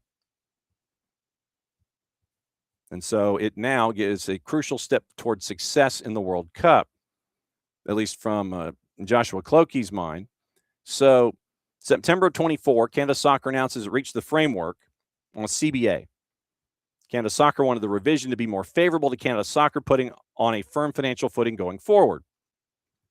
Given that Canada Soccer consulted both players' associations, development likely to be seen as acceptable, new CBA could lead to more efforts for players to promote and grow the soccer domestically. Canada Soccer says the players' associations are, quote, working closely with Canada Soccer to finalize the details of a collective bargaining agreement for ratification by their members. Gone is the previous structure about Canada Soccer getting that fixed rate, regardless of how much money was brought in. CSME now agrees to pay Canada Soccer $19.5 million in 2 payments, or eventually make an adjustment to revenue sharing split that puts 70% of the revenue in Canada Soccer's pockets. Crucially, Canada Soccer CSME dividing the revenue from sponsorship, broadcast, and licensing through a tiered sharing structure.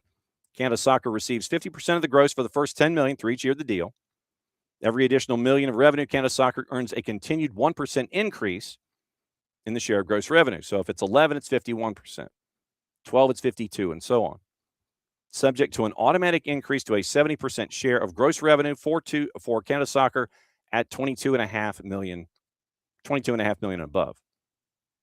Revenue sharing model makes it clear Canada Soccer, according to Clokey, betting on national teams and the growth of the sport domestically. And so now Canada Soccer, what happens with the media? We'll find out as we go. So that was big news with the CSB getting their rundown of all of the all of the new negotiations. So the old deal is off. The new deal is in for Canada Soccer, and that's big. So big news for them and when it comes to Canada Soccer. Trying to see if there's anything else that I might have missed here. We talked FA Cup, talked Creek Cup. Once again, reminder, it is 6 and 8 today. Go to soccerdownhere.net, click the Listen tab, pick your matches. Drew Dickinson and I are at Northview. Islands and GMC at 6. Tallulah Falls and Northview at 8. Maddie and Jason at Johns Creek. Gilmer Boys, Dunwoody at 6. Lee County, Johns Creek at 8. And so that's your rundown for all the activity today at Creek Cup. And we'll be seeing you in and around and all about everything. Lokeville, as always, it's great to see you. And thank you for your questions and the Twitch pitch. And we'll be back at it again on Monday. So on Monday, we're kind of back to normal. And it is getting back to the life with Abe in a match week preview, Maddie in a match week preview, Bart with what's going on with soccer. Bart had mentioned on Monday Cat Macario and his gut feeling, maybe Bay FC. We can kind of advance it a little bit where it now appears, according to Jeff Kassouf and Emily Keogh, as of when the show started this morning, San Diego are the current front runners to sign Cat Macario. Advanced negotiations to acquire who will soon be out of contract with Chelsea. So she could sign a pre-contract and Chelsea gets bupkis. Multiple sources confirmed to the four-letter that she received several offers from European clubs, including Barcelona. Preference is returning to the U.S. to be closer to home. Believed to be excited about the opportunity to experience playing in the NWSL for the first time. Previously reported several NWSL clubs have expressed interest. Would return her to Southern California, where she grew up after leaving Brazil as a 12-year-old in 2011. The Wave currently train adjacent to the fields that Macario's youth club, San Diego Surf, still uses. Macario played college soccer at Stanford, close to where Bay FC plays, and that was where Bart came up with Bay FC. Per FIFA regs, she can sign the pre-contract within 6 months of the current deal expiring. 16 goals, 29 appearances for the WNT. Became a U.S. citizen in late 2020. Expected to be an integral part of the WNT squad chasing after the World Cup in Brazil next season. Turned pro with Lyon after Stanford. Won the Champions League in Lyon in 2021. Joined Chelsea in 23. Most of the early months recovering from an ACL injury. Sidelined her for 20 months in total. And so now, Macario rejected a contract offer from Chelsea to extend earlier this week. Left out of the Champions League squad in January. Citing what Sonia Bonpastor had as injury issues. Suffering from a problem with her heel in January, according to Bonpastor. 9 WSL matches, 3 Champions League matches. Has been absent since early December. WSL transfer window closed on February 3rd. NWSL window is still open for incoming arrivals until March 16th. So she can sign a pre-contract. Chelsea gets nothing. Not that it would impact Chelsea at all, considering it's not even a transfer, really. Just, hey, I'm a free and I'm moving. So Cat Macario is now linked to Wave. Igor Thiago signing a new Brentford deal with an option year through 2031. And so the pictures were released with that. So big signing for Brentford, keeping Igor Thiago in-house after the year that he has had. And let's see, Chloe Ricketts has been called up from Boston Legacy to the USU 20s. Training camp February 24th through March 3rd at the Elite Athlete Training Center in Chula Vista, California. And let's see, Minnesota United signing Kyle Duncan to a one-year deal. And let's see if there's anything else that I've missed. And I think we're good. I think we're okay. So keep an eye on everything that's been going on, and we'll be back at it again on Monday morning. And we will let you know what's going on over the weekend. We will let you know what has happened, and we'll get you prepped because, like I said, it's going to be Creek Cup wrapping up on Saturday, getting ready for Monday. It's a match week. It's going to go quick, and everybody's going to be heading to Cincinnati if you're Atlanta United on the road. Mike and Jason leaving on Friday, heading to Cincinnati, and after that, they head to San Jose. Then after that, they come back for the home opener. Well, I'll be there for that with RSL.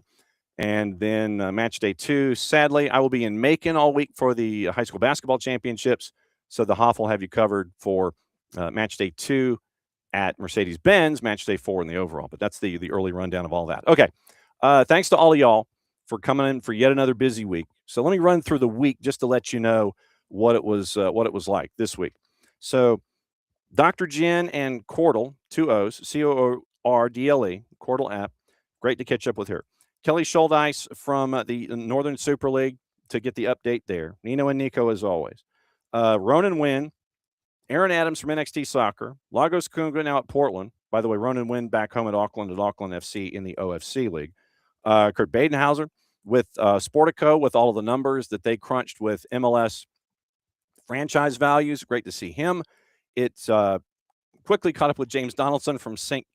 Vincent and the Grenadines, and also Professor Brett Myers from Villanova to find out about analytics and how he uses analytics to gauge where folks are and what he thinks of the U.S. men's national team. So it's a very, very busy week.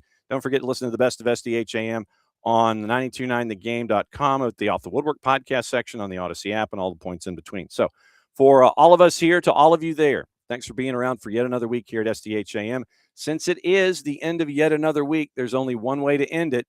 And here's how we end it. Play it safe, everybody. Creek Cup tonight, 6 and 8. Creek Cup all day tomorrow on the SDH Network. Play it safe, everybody. Enjoy. The war was on.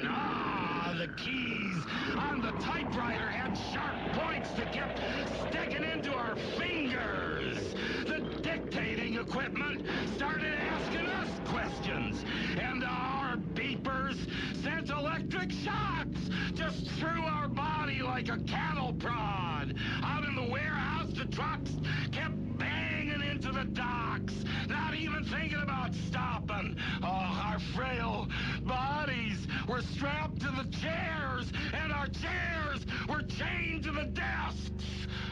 Our pleas for justice were ignored, and the end seemed near. But we busted our slave drivers' little bitty balls. We've charged out of their brick fortress, the streets